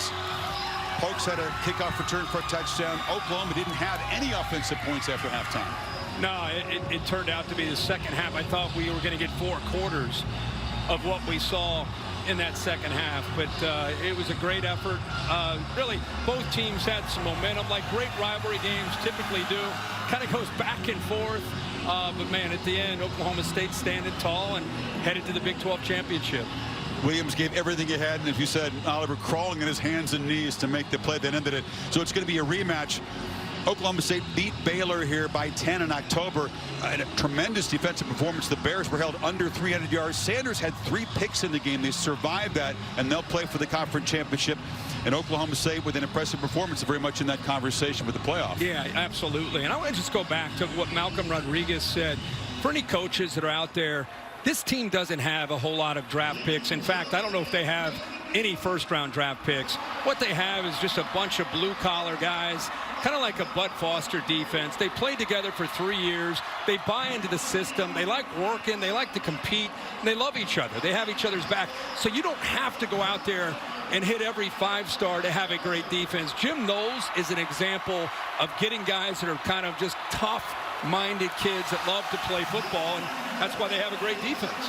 Well, it's been a monumental day and a weekend. If you look at the dominant teams in 3 conferences, Clemson was officially eliminated on Friday night. Ohio State, which had won 4 consecutive Big Ten titles, will not play for the championship. Oklahoma had won 6 consecutive Big 12 championships. They will not be in the championship game. So a day of really big shifts. And if you love the sport like we do, how can you not appreciate what Michigan did? Yeah. The Auburn-Alabama quadruple overtime game, and then this one to punctuate it tonight. Yeah, I mean, this is what people have been clamoring for. We need some new faces. We need a change. We don't want to see the same 3 or 4 teams every year. Well, if you're in that camp, you got what you wanted. I mean, we'll see what happens in Atlanta next weekend with Alabama and Georgia, but it's fun to have some new faces, new players, new coaches, new fan bases to show that, hey, there's opportunities. And we'll see. Cincinnati, I still feel, if they beat Houston, I think Cincinnati's going to be in the playoff as a group of 5. We've never had that. So yeah, there's a lot of excitement, I think, that's still brewing here over the next few weeks. But told you in September, before championship Saturday.